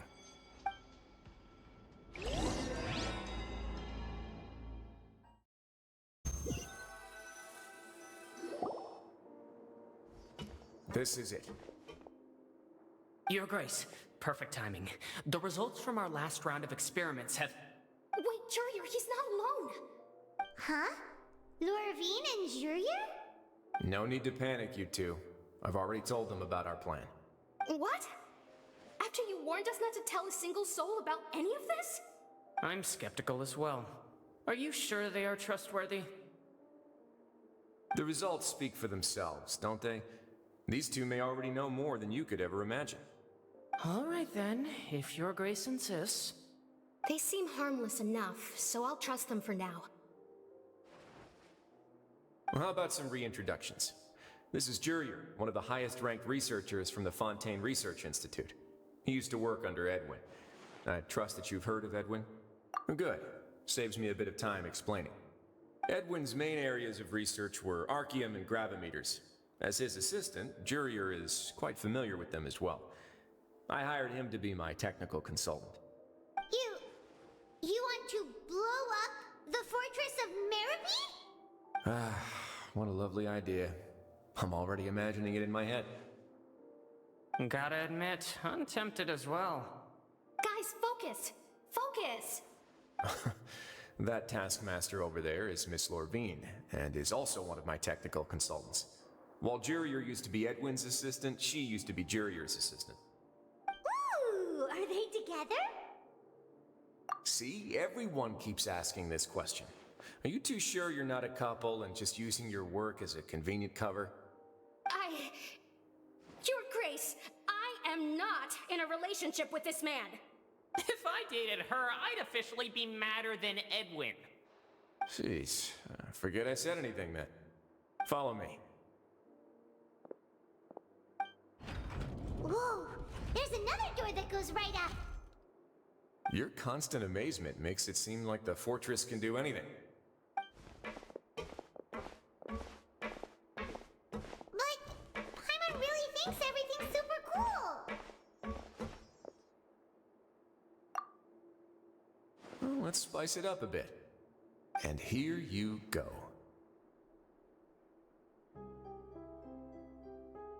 What a huge ship!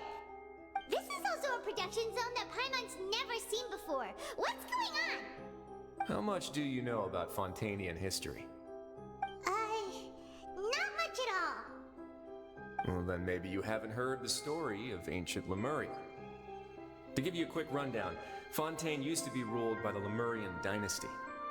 According to legend, the Lemurian king Remus came to this land after being inspired by divine revelation and found the seer Sibila, who had taken on the form of a golden bee. Taking the golden bee with him and riding on a huge ship, the Fortuna, he created his nation above the surging waves. He called his nation Lemuria, and used the Fortuna to incessantly search for new tribes and islands, calling on them to join his empire. There's a ship in this story too?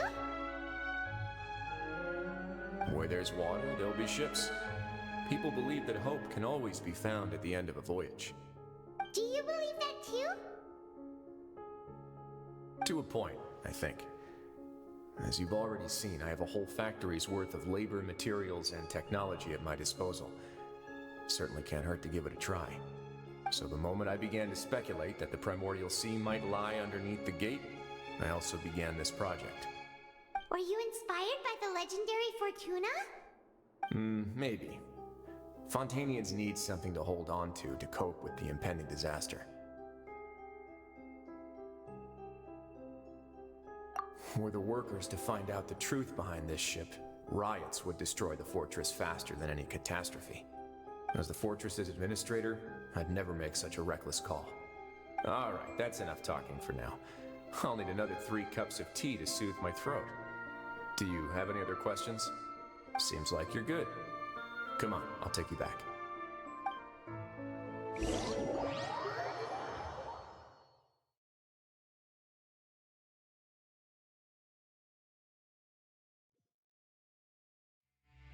I'll leave you here for now. Thank you so much. No worries. But don't forget, it's up to you whether or not you want to share what you just saw. What you do from here on out will likely affect those 3 as well.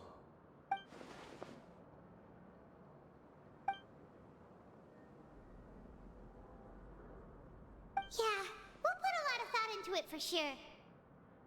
Great. I look forward to what happens next. Step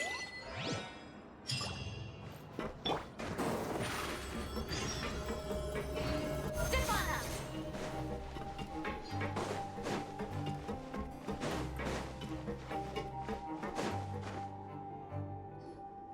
We're back! Welcome back. Do you want a cup of tea? How can you be so much like Risley, always drinking tea? Huh. Actually, now that you mention it, I just remembered something now. While I was sedated, I could still barely hear two people talking next to me. They were discussing everything, from the leaves to the water and even the teacups themselves.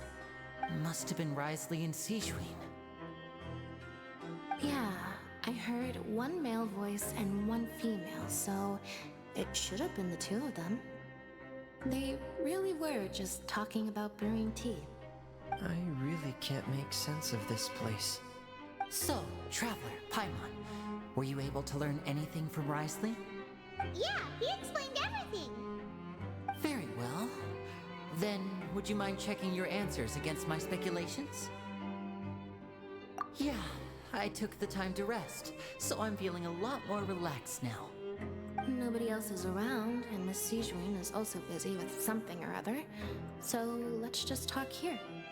All right, then I'll posit my theories. I asked myself 3 questions. Firstly, why was Fremine affected by the primordial seawater? It was because he dove into the sea. My theory is, the long-lost primordial sea is probably very close to the fortress of Meropide. Ooh, he's good. He got that right on the first try. That's our Lenny. Secondly, Risley's attitude changed dramatically during the course of our stay here. He ignored us completely at first, then suddenly roadblocked us. Why? I spent quite a long time thinking about this. If he has been monitoring the Fatui since the very beginning, he probably ignored us at first because he was hoping we could find Master Child for him. What's more, the Fortress of Meropide is not part of Fontaine's court system, nor does it report to Udex Nervulet. Risley is basically the king of a no-man's land. As long as the fortress doesn't do anything about Master Child's disappearance, Father can use it to pressure the Fontaine authorities. And while the two factions are pitted against each other, Risley will be free to move between the parties of interest. If I had to guess, he probably has something that he's working on himself. It's likely related to the secret of the infirmary, but I just can't think of what it could be. You're super smart. Thanks so much. Then finally, there's the last question. If Risley does have a plan, what could it be? All I know for now is that his plan probably has something to do with the changing nature of the seawater. He's even gotten Cloran to help him out. That can't be the full extent of what he's doing. There's probably a secret passageway behind the block in the infirmary, and there's something big in the fortress that most people here never get to see. He has a bargaining chip, and it could be important enough for Father to deal with him directly. I don't have enough information, so I have no idea what his chip might be. But let me guess. You have the last piece of the puzzle.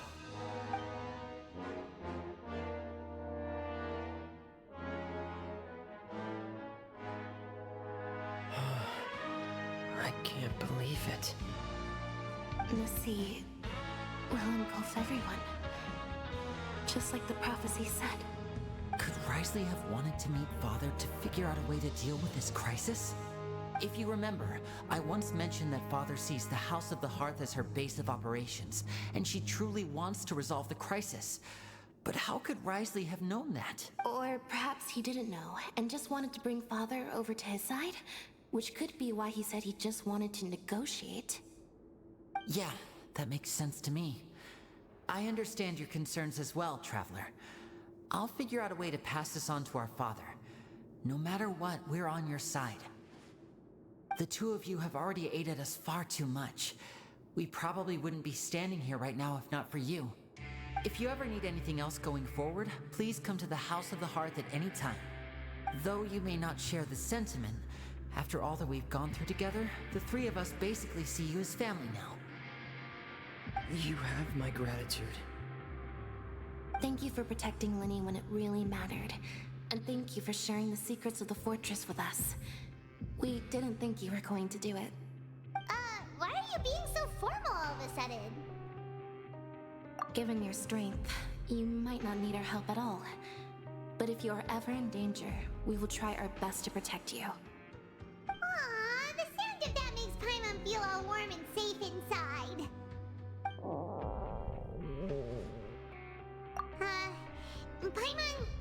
Paimon's hungry. Oh, you've done so much already. Go get some food. Alright, then we'll catch you guys another time.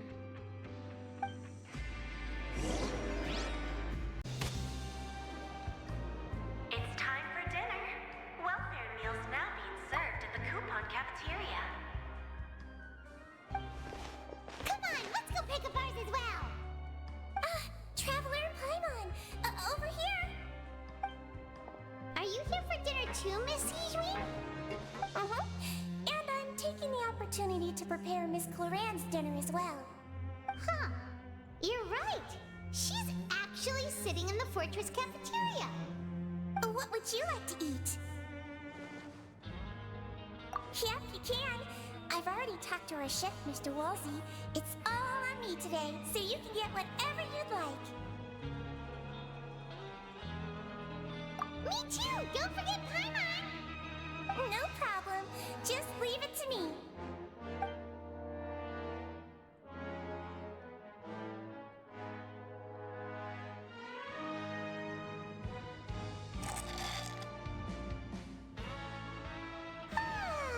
So delicious. Is this how it feels to be freeloaders? Wait a second, we did do plenty of work after all. Feeling full yet? How's the food? Delicious! I'm so glad to see you all so happy. Oh, see the expression on your face just now? But the muscle here just moved, which suggests that you're feeling quite relaxed at the moment. Ziegler, do you do this to help your patients or to better understand human beings? A bit of both, I suppose. I'm a Melusine, which means I'm very different from human beings. I must know what you're thinking if I want to take good care of you. You're really good at taking care of people. Even though you're so short, you still talk and act like an older sister. Really? You're reminded of an older sister? That's great to hear. Oh, and what did you mean back in Risley's office? When you said that you were protecting Linny and his siblings as well? Oh, that. I just asked His Grace to look out for those children, especially that diver boy. I was getting a bit worried after hearing that something was wrong with the water. Thankfully, Clorand is very strong and managed to save him in the nick of time. His Grace also sealed the pipes after Clorand left, to make sure that Linny wouldn't impulsively chase after his brother. Although the path was blocked, we still stationed some guards there to stop anyone from approaching. They were instructed to only open the door once Miss Clorand had returned. Oh, and I was keeping an eye on Mr. Linny as well. We had to press him, but we couldn't allow him to be in any real danger. You were all super considerate and really thought everything through. It's just what we do down here at the fortress. At least this has been His Grace's style for as long as he's been the leader. I really wish Monsieur Nervula would come down here more often too.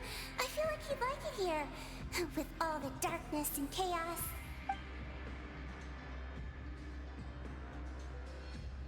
Get a good night's rest, you two. You both worked very hard.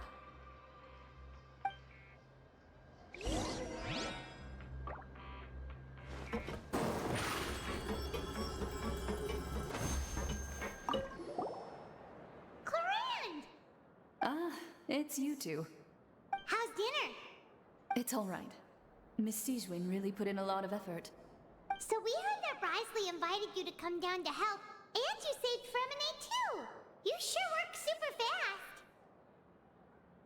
Oh, it was child's play. Still, Paimon didn't know even champion duelists could take on side jobs. Oh, and why aren't you eating with Sigewin and the Duke? Won't you get bored eating by yourself? Miss Sigewin was with you, and the Duke has business of his own. Actually, didn't Navia say that you went out for dinner with her as well? Yeah. First time in a long time. First time in a long time? So you mean you've gone out to dinner with her in the past? In the past, yes. You seem to be enjoying yourselves here. Things will be getting messy at the fortress soon. Don't run around unnecessarily.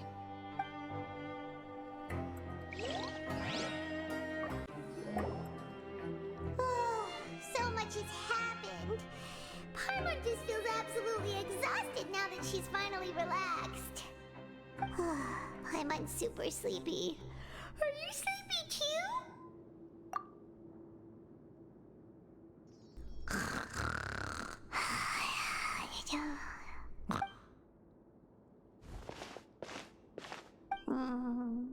Delicious.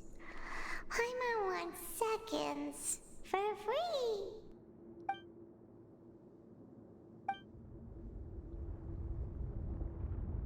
Out of my way! Get out of my way! What happened? Why is everyone running? No idea, but something must have happened. Stop asking! Who's yelling? Paimon still wants to sleep.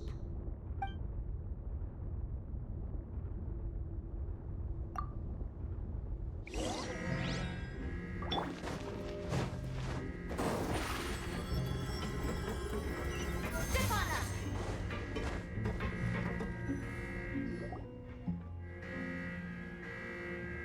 What happened? Why is everyone running around?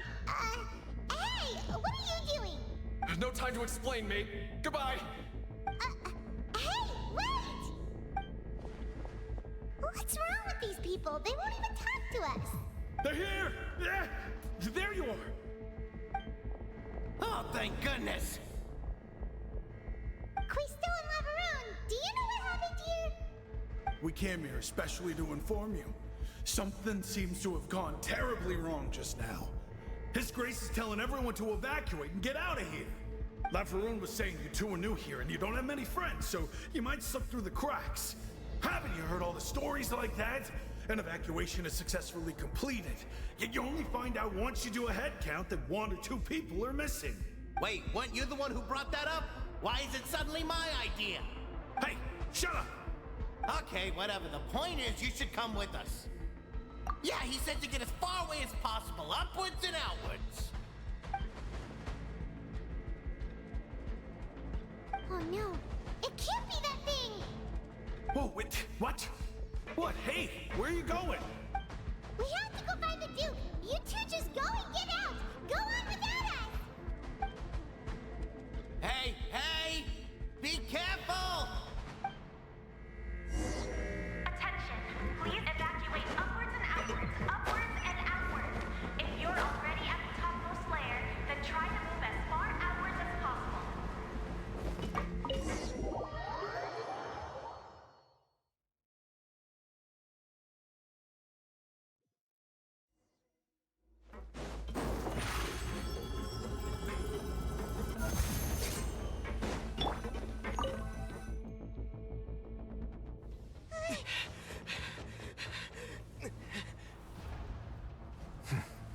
They're here.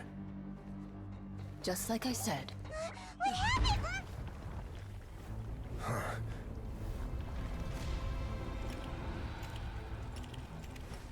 You're just in time. But be ready to run.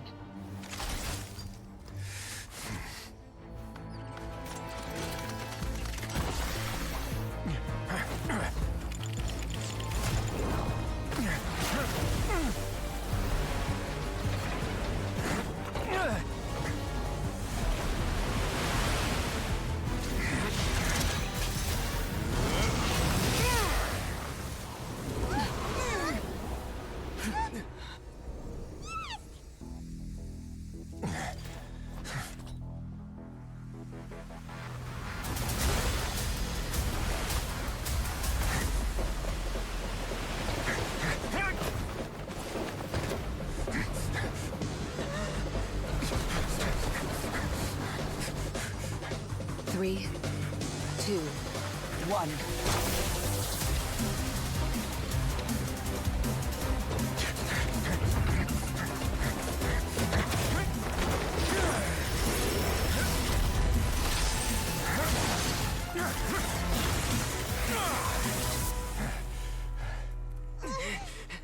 This won't hold it for long.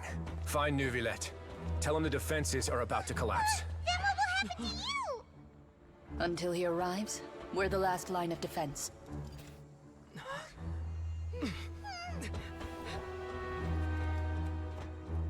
The gate.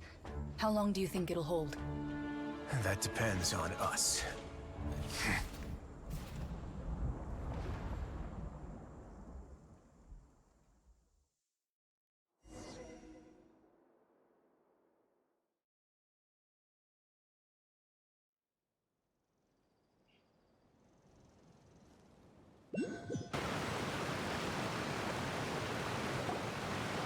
Neuvillette, why are you here? Traveler, I need you to head to the Opera House immediately. Farina will soon be meeting with the knave there. You must protect Farina, and make sure she doesn't spend too much time alone with her. Will do. You have my sincerest gratitude.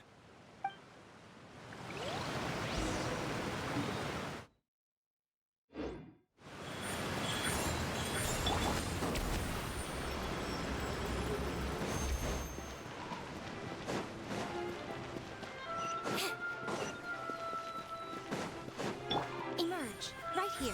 Right now.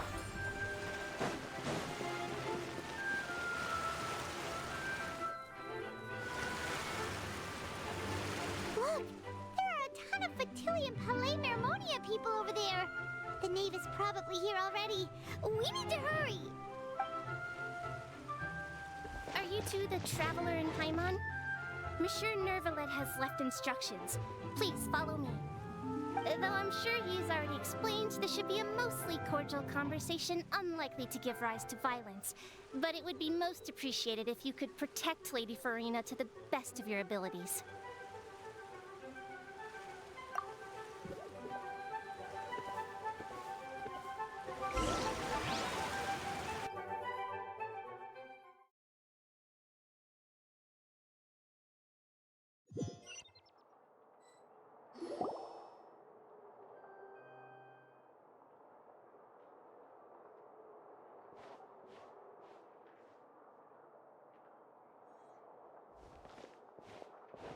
Oh, so you two are the honored guests Miss Farina mentioned.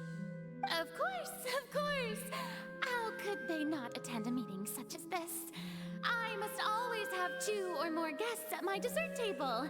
Otherwise, the occasion would be too lonely and unbecoming of my station. It is my pleasure to make your acquaintance, traveler. I have heard much of your accomplishments. I am the Knave, one of the 11 Fatui Harbingers.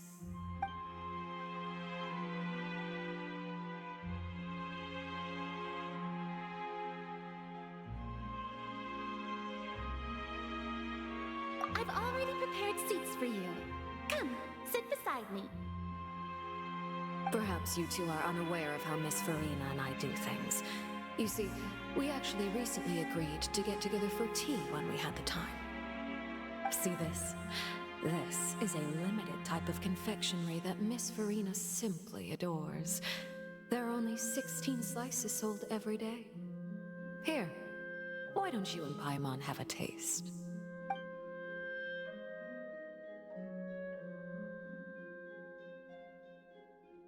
Traveler, what do you think of this cake? That's good to hear. So what Child said was on the mark after all. You do share a taste in desserts with Farina and I.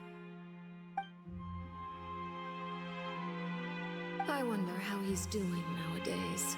You must have heard, right? He's suddenly gone missing. I'm really worried about his safety, you know. Here's to hoping that he's an excellent swimmer. Since we're talking about him, I feel like I should add something. His martial prowess really looked certainly pretty impressive, yeah.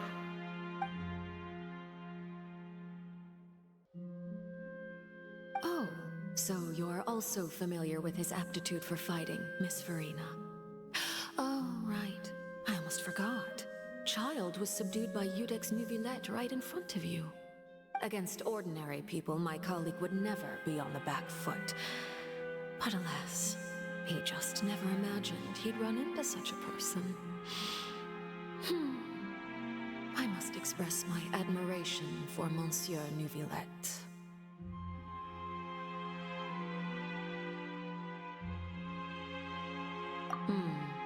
Coming from you, that's not surprising at all. But I thought you would be happier to hear the news. Of course, but it's still a bit of a shame. You see, I would have been far happier had I received this news somewhat earlier. As you well know, a long time has passed since Child disappeared.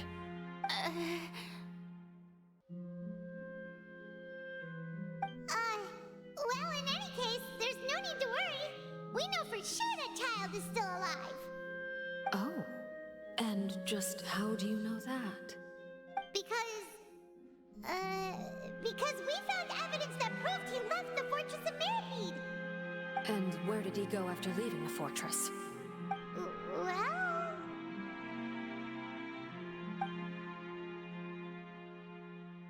The Fortress of Mirapede lies deep beneath the waves. Unless he pranced right out of the main gate, he must have had to swim for it. Do you have any proof that he surfaced safely?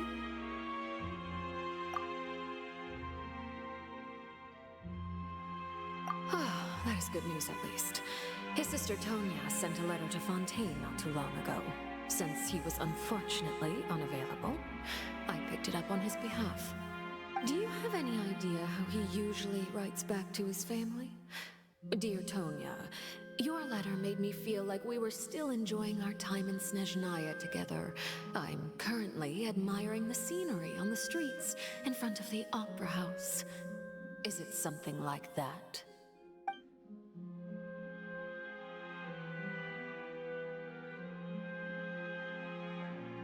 All letters tend to follow the same few formats anyway, right? As long as the contents are accurate, it doesn't matter so much how it's written or how it's worded.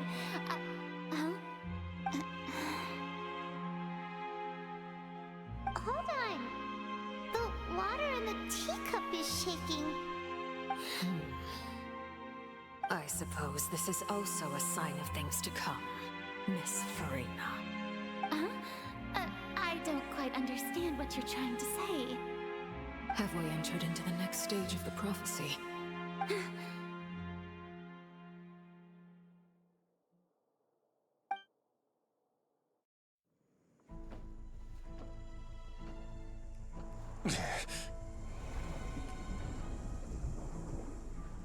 My thanks to you both.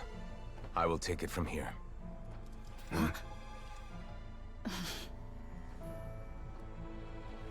Sure you don't need a hand? Quite sure. Wow. So, what's your secret, huh? Let me guess. Nah, who knows? Maybe it's just your sense of responsibility. Sounds about right.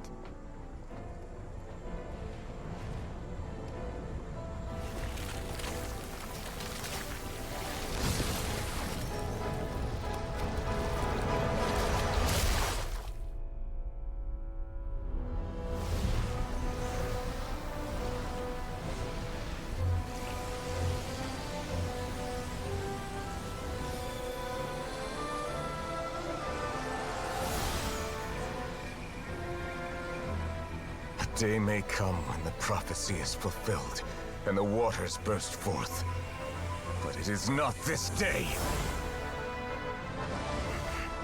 This ancient power could easily obliterate an entire race. A tsunami of fury would unleash endless catastrophe.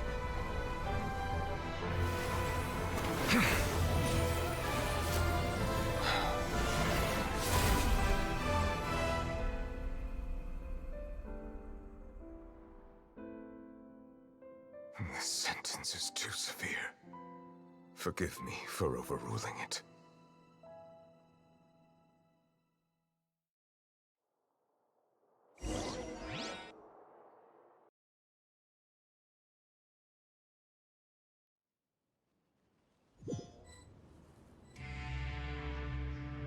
All right. Seems like the problem inside has been suppressed. Let me guess, we're safe for now. Indeed. But only for now. I win this bet. You owe me a present. Very well. It was indeed just as you said. You made a bet? We made a bet on the size of your entourage. Cloran thought you wouldn't come down by yourself. I figured you would have at least brought a few people along for appearance's sake. It appears I underestimated just how confidential the mission was. Shouldn't you have gotten used to confidential missions by now? That's just how the courts operate. So what gift must the loser give? Tea?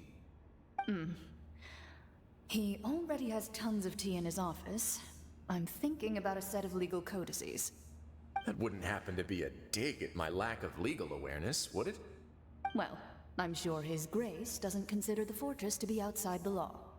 I was under the impression the residents of a place like this would be uninterested in the legal codices. That was obviously a joke. Anyway, you've still got some unfinished business to attend to in the overworld, correct? No need to stay here if you have a pressing matter. We all know you can't leave Palais Mermonia for long. Thank you. I hope everything went smoothly with the Fatui Harbinger.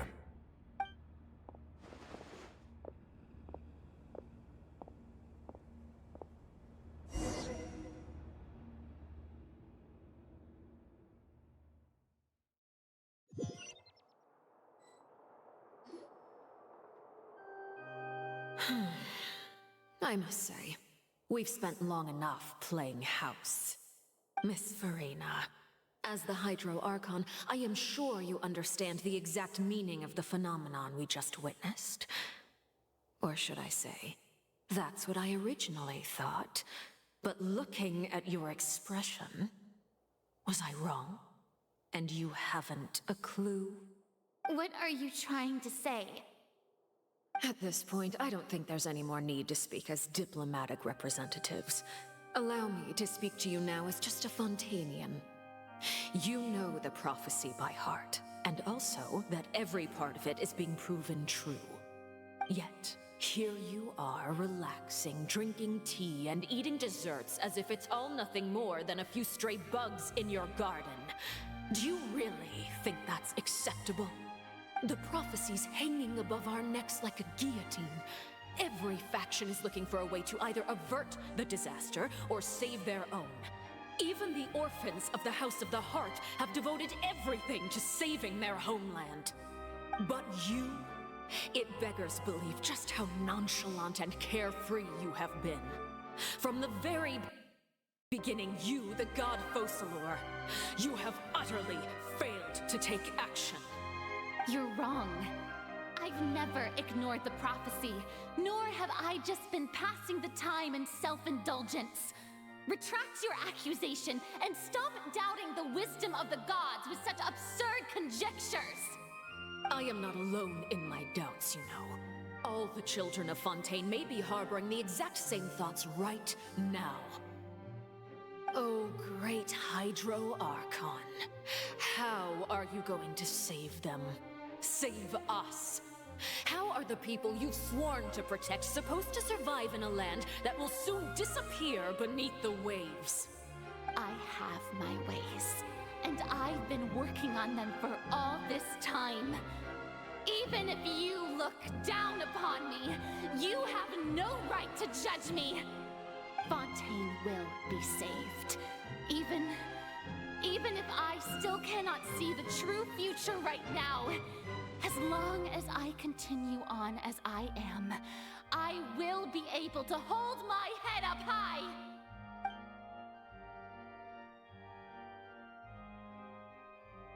Then I ask you, Miss Farina, just what have you been working on? Where can we see it, and what is it doing to help?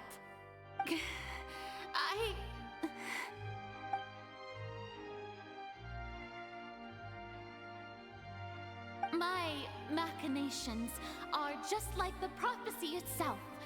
They will only reveal themselves at the fated time. I see. As a god, the proof of your labor always lies beyond prying mortal eyes. Allow me to be so bold as to ask another way. Would it be possible for you to tell us the parts of your plan that are not confidential? Such as your emergency response plan for the impending disaster? An emergency response plan? Oh, that look in your eyes. Have you not even prepared one of those? The emergency response plan is also strictly confidential. Then allow me to jog your memory.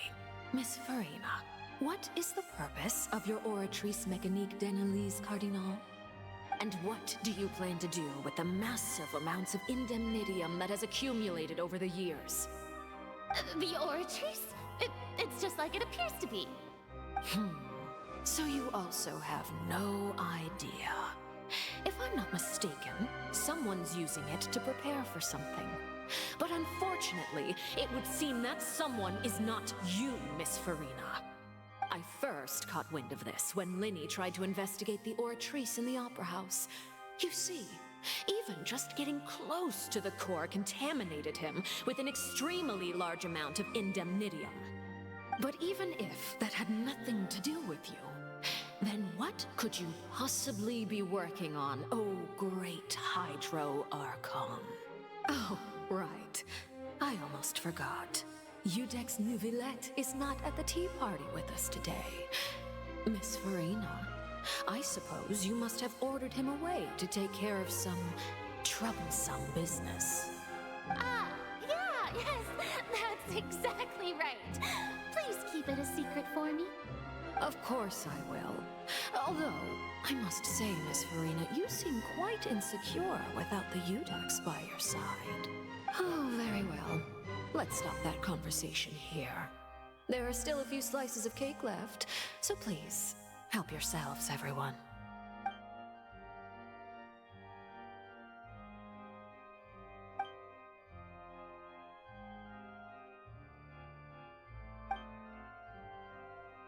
Traveler, I heard that you were recently commissioned to handle a few matters on behalf of the Udex. Why don't you take an extra slice of cake? Those who work hard deserve gratitude and praise. You too, Paimon. Thank you. Paimon will take you up on that offer.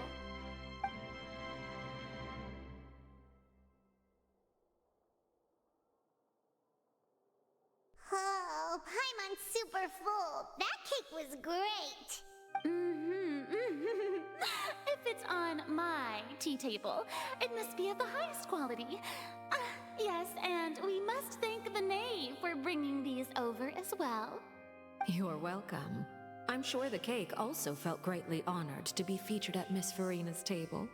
And I was merely catering to Miss Farina's tastes, seeking a chance to chat over tea. It is getting late. Why don't we call it a day? There are still a few matters that I need to take care of, so I must take my leave now. Very well. We'll end it here. Mind seeing me off, Traveler? We could use the opportunity to discuss Child before I must be on my way. Paimon's coming too!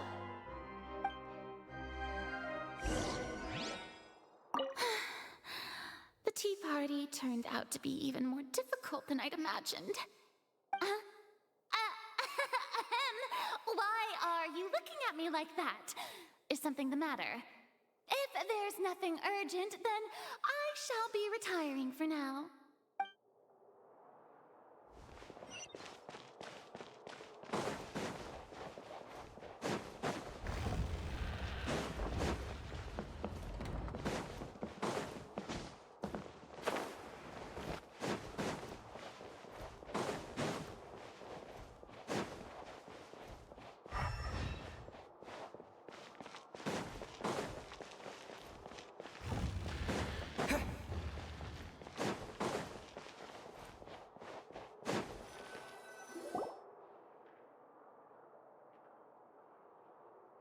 I'm glad that you were willing to come with me.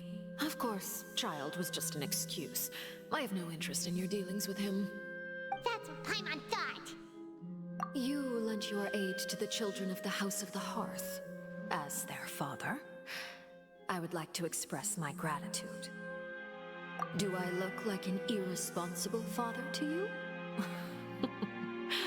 The House of the Hearth is very important to me. You should know that I care deeply about my children. That was all. Formal topics should be discussed in formal settings, and informal topics in informal settings. I know you just returned from the fortress of Meripede. Relax. I have no intention of trying to get anything out of you. Linny, Lynette, and Fremine are still there, and I trust their judgment and abilities. They've all been working very hard and have always done all they can to fight back against anyone who tried to stop them, especially Linny. You mean Wriothesley. He's a tricky one to deal with. It's unfortunate that Linny's so eager to prove himself that he can't learn to rely on others, including me. By the way, and you can just consider this a bit of idle gossip, but what's your impression of Furina? You are outside of our disputes, and the freest person in all of Fontaine, able to move around most easily. Allow me to share my perspective with you. And that's everything that happened during the trial. Master Child was declared guilty and immediately transported to the Fortress of Meripede. Didn't he say he was coming here on vacation? Does he not feel an ounce of shame for all the trouble he has caused?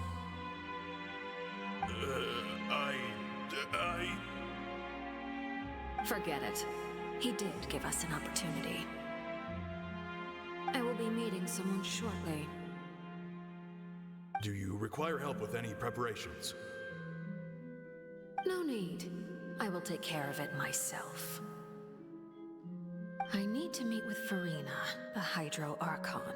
She is at the heart of Fontaine.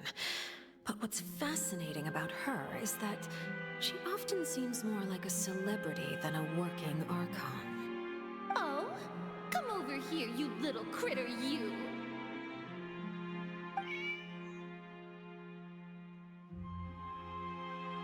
You dare to run from me?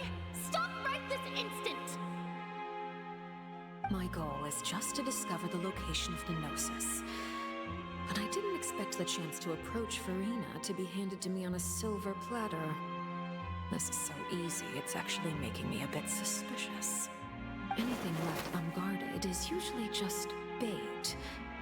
But no one will blame someone for taking the bait.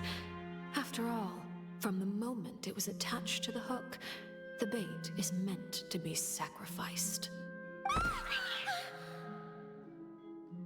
It's just as I guessed in the second before I struck. The Hydronosis is not currently held by the Archon. In fact, this Archon doesn't seem like a god at all. And I sense that she's under some kind of curse. Who are you?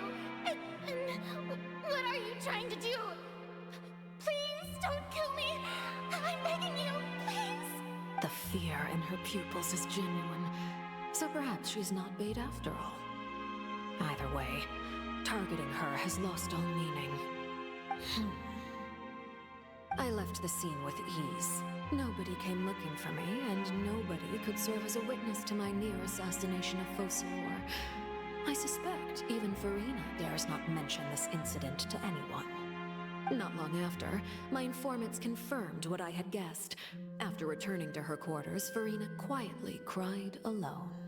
She was so scared that she could not sleep that night, nor could she even bring herself to eat her cake. There's no doubt that there's something wrong with her. I began to entertain the possibility that she is not the true Hydro Archon. Perhaps Eudix Neuvillette is actually the genuine article. I have to find the Gnosis. If the Neuvillette hypothesis is correct, he is probably in possession of it. Alternatively, it might have been hidden in a place that's hard for ordinary people to access. Yes, Father. My dear children, please speak. News from the Fortress of Meripede. Master Child has gone missing. On top of that, the contacts and guards we bribed at the fortress have all gone quiet as well. Probably the handiwork of that Wriothesley. I'm afraid so. This is a good opportunity. The value of a harbinger is much higher than most would imagine. We now have an excuse to exert diplomatic pressure on the Fontaine authorities. Set up a meeting for me. I would like to meet the Hydro Archon and Iudex Neuvillette. Oh, and I have an additional mission for you three. Yes, Father. Tartaglia's disappearance was not a part of my plan, but I can use it to make a breakthrough. With this as my excuse, I can ask for an official audience and continue my investigation of Farina and Iudex Neuvillette. The initiative belongs to the House of the Hearth. My wish to investigate the fortress of Meripede will be a front. Lenny and his group will be responsible for the actual intelligence gathering.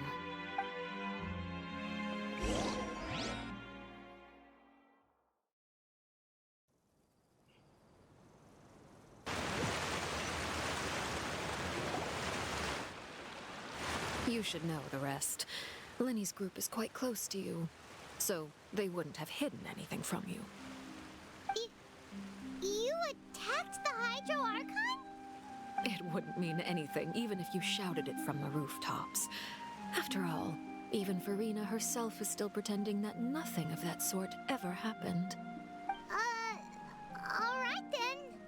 I've now had 2 chances to enjoy tea with Farina. I have to say, the leadership of Fontaine is even more inscrutable than I had imagined.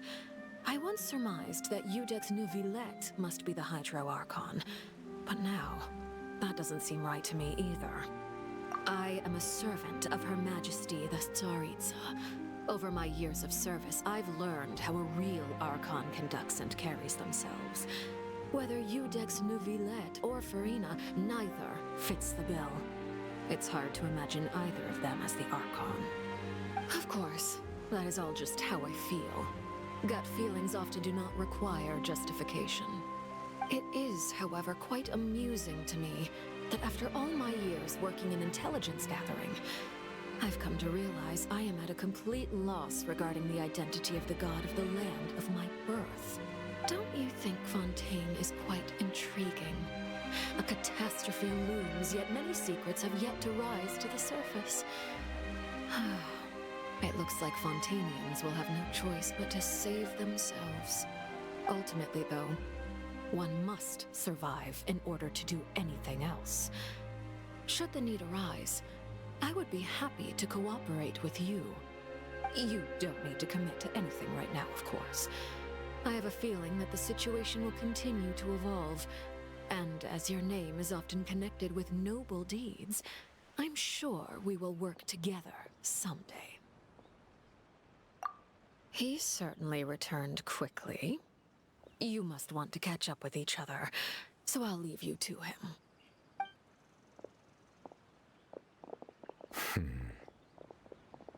Neuvillette, is it over? For now, yes. But this issue will prove quite thorny in the long term. I'm concerned that sooner or later the prophesized events will occur. Thank you for protecting Farina. To put it simply, I used my power to force back the Primordial Sea and reseal the sluice gate.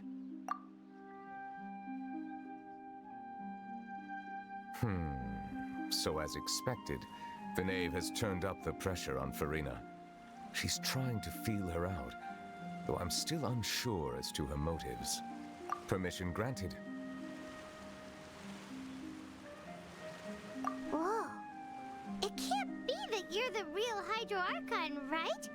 But that's just a speculation on our part, though. You can't tell us? Then that's okay. We can talk about something else. We won't try to force you. You guys in Fontaine are super strange. If by the phrase, you guys, you are referring to Farina and I, then although I'm not sure just what you are trying to imply, I must clarify that I do not share her positions on a multitude of topics. I believe so. The fortress has a long and complex history. It has seen much grief and suffering. And now, another catastrophe will soon be upon us. I mourn this turn of events. Huh? Why is it raining all of a sudden?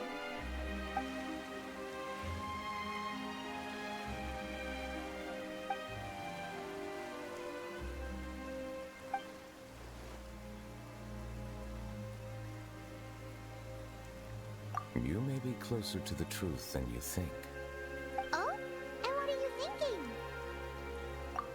The dragon of... what? Huh? Please do not be so surprised. Farina? Neverlet!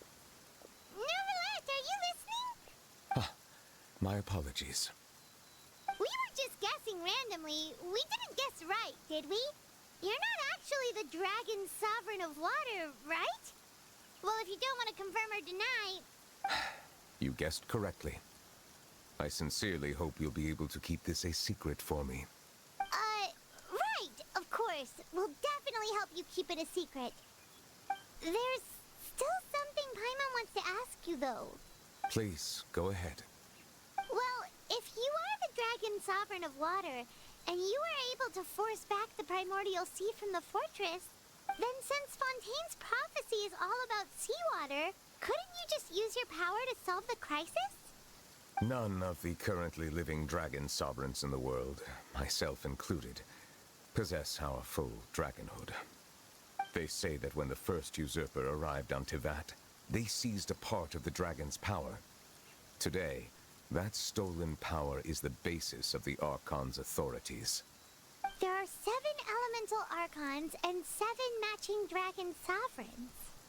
The dragon sovereign of water who lived through that era perished a long time ago. As their successor, I know far less of that part of our ancient history. In any case, I believe I will not be able to do much unless the Archon disappears and returns their elemental authority to me. Given the status quo, however, I would recommend finding another way to deal with the prophecy. Oh, so even you can't solve it. I still have some urgent matters to attend to at my office.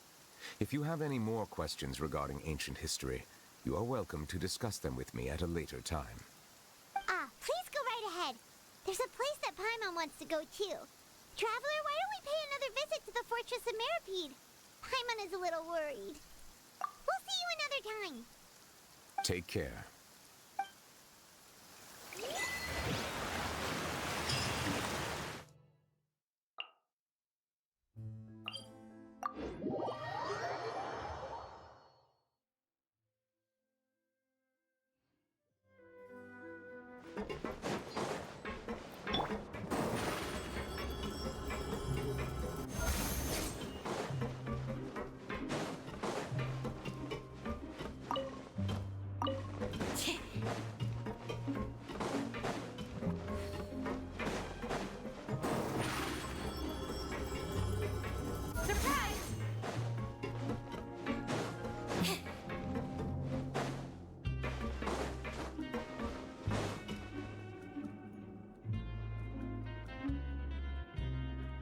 Now guess, what suit will this next card be?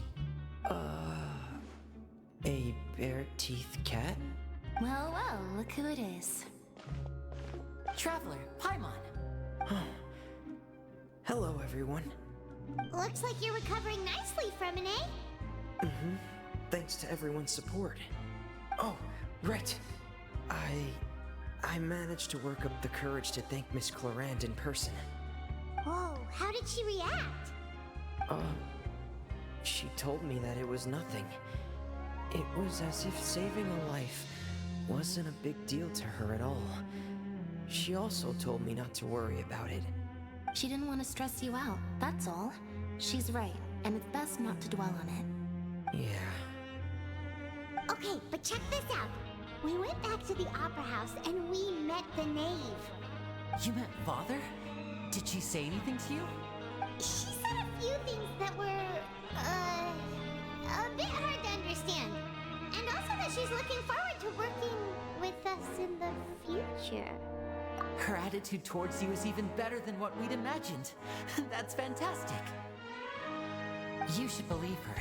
She has her own way of doing things, and she'll do everything in her power to help those she considers close, which now might also include you. Mm-hmm. Father is very capable and also trustworthy. Oh, Paimon just remembered that she thought Lenny was a bit too proud as well. She said that you should learn how to rely on others sometimes. Got it. Huh. That does sound like something that Father would say. Hey! Are you going to stay here for the next few days? Looks like it, yeah. Excellent. I will host a tea party. For real? Then Paimon wants another serving of cake. Another implies that you were already served some delicious cake while you were up there. How lovely. Well, next time, you're going to have tea and snacks with us.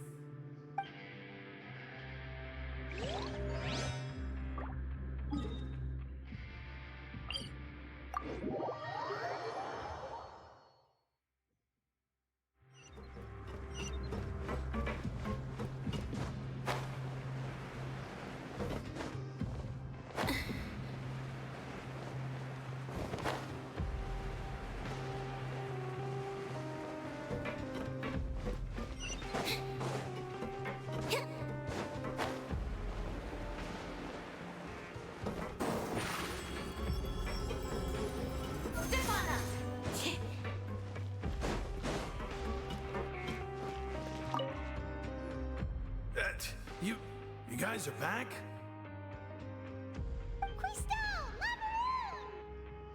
You guys didn't get caught and thrown back down here, right? Huh? No, not at all. Ah, here I thought you'd managed to escape from jail during all the commotion. I'd held you up as legendary jailbreakers, but now you're telling me you just never left? We're sorry, but we just had some business to take care of. All right. There's no need to get caught up in the details. We're just relieved to see you. He was super worried about you, you know. Hey, it wasn't just me. Weren't you super worried as well? Something like that, yeah. I was also transferred to work in the kitchen a few days ago. I can still hear Quisto mumbling to the carrots. Are those two all right? Do you think they made it out alive? Whenever he'd say that, I'd tell him I'm sure they're fine. Wherever they are, they're kicking back with drinks in hand, enjoying the lovely scenery. Hey, there's nothing wrong with worrying about your prison pals. Is there? I mean, considering how they always love listening to all my gossip. These two. They sure are a lot warmer and friendlier than when Paimon first met them. Oh, well, if you say so. I'll be watching you to make sure you finish every last bite.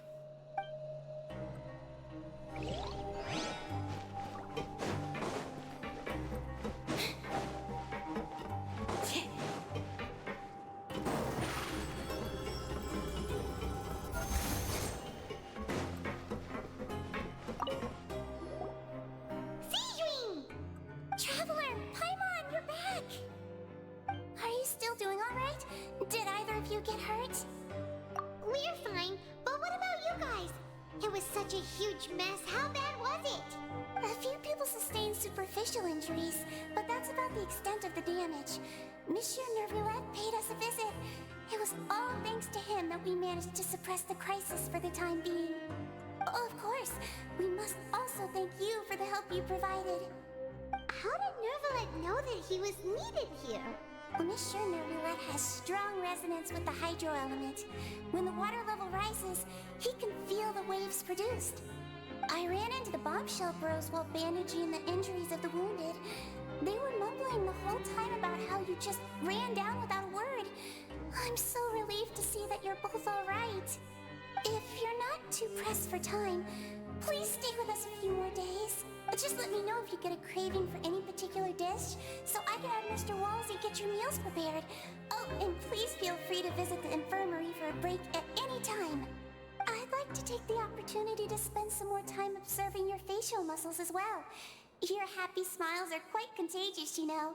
They're so memorable, and I've missed them immensely while you were gone.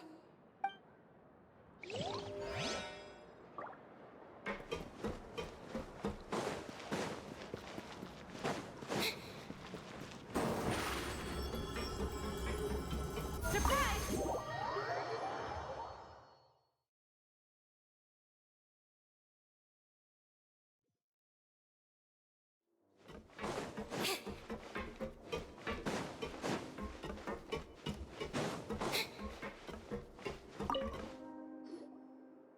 hunger.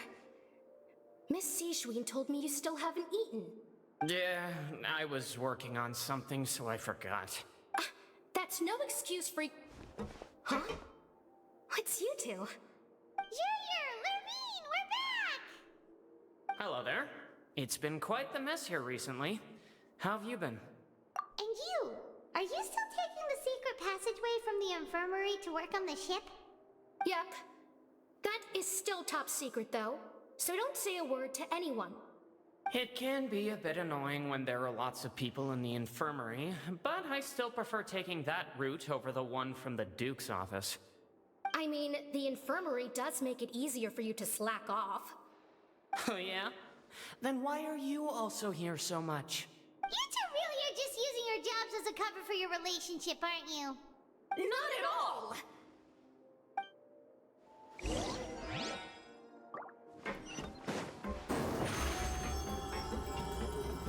Over here!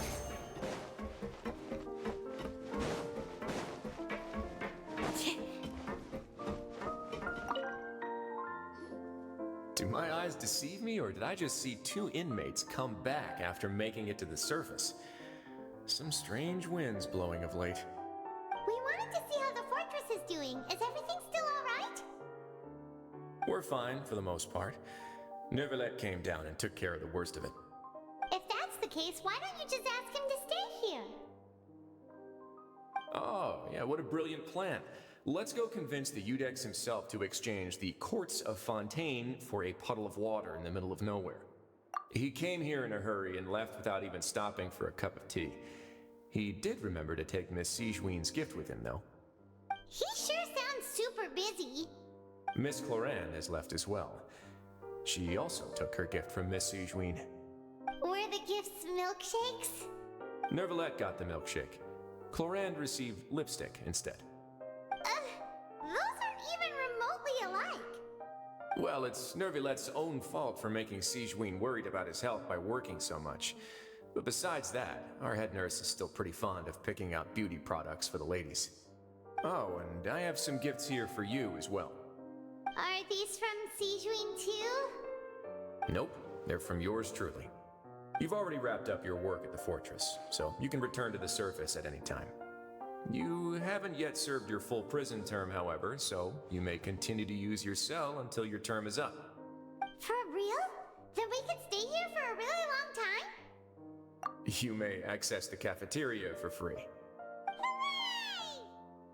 Just remember to come complete your paperwork once it's time for your release.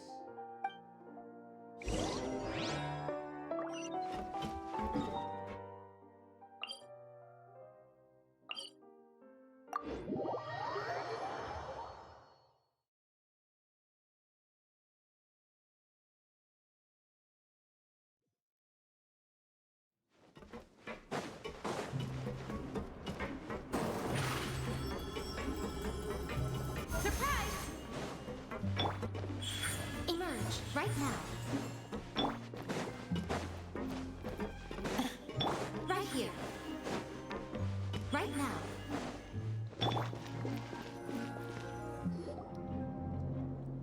We're back in our cell again.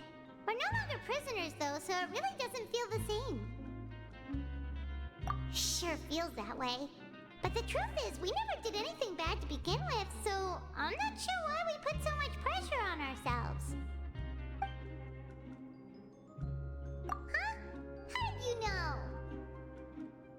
Hey, that's not true! All right. Okay, Paimon just wanted to say that we really are an amazing duo after all. It's like we've now gone to so many places together and become friends with so many people. We've never stopped traveling or stopped meeting new friends. There are so many bad things in the world, and we're just two people, but we've still been solving problems no matter where we go. Isn't that pretty cool? You're counting Paimon today? Aren't you the only adventurer here? Then let's ask Catherine to give Paimon an adventurer handbook as well. Paimon will also be an adventurer from today forward. Just our thoughts making Paimon giddy. Oh, Paimon's gonna crash, so you sleep soon too.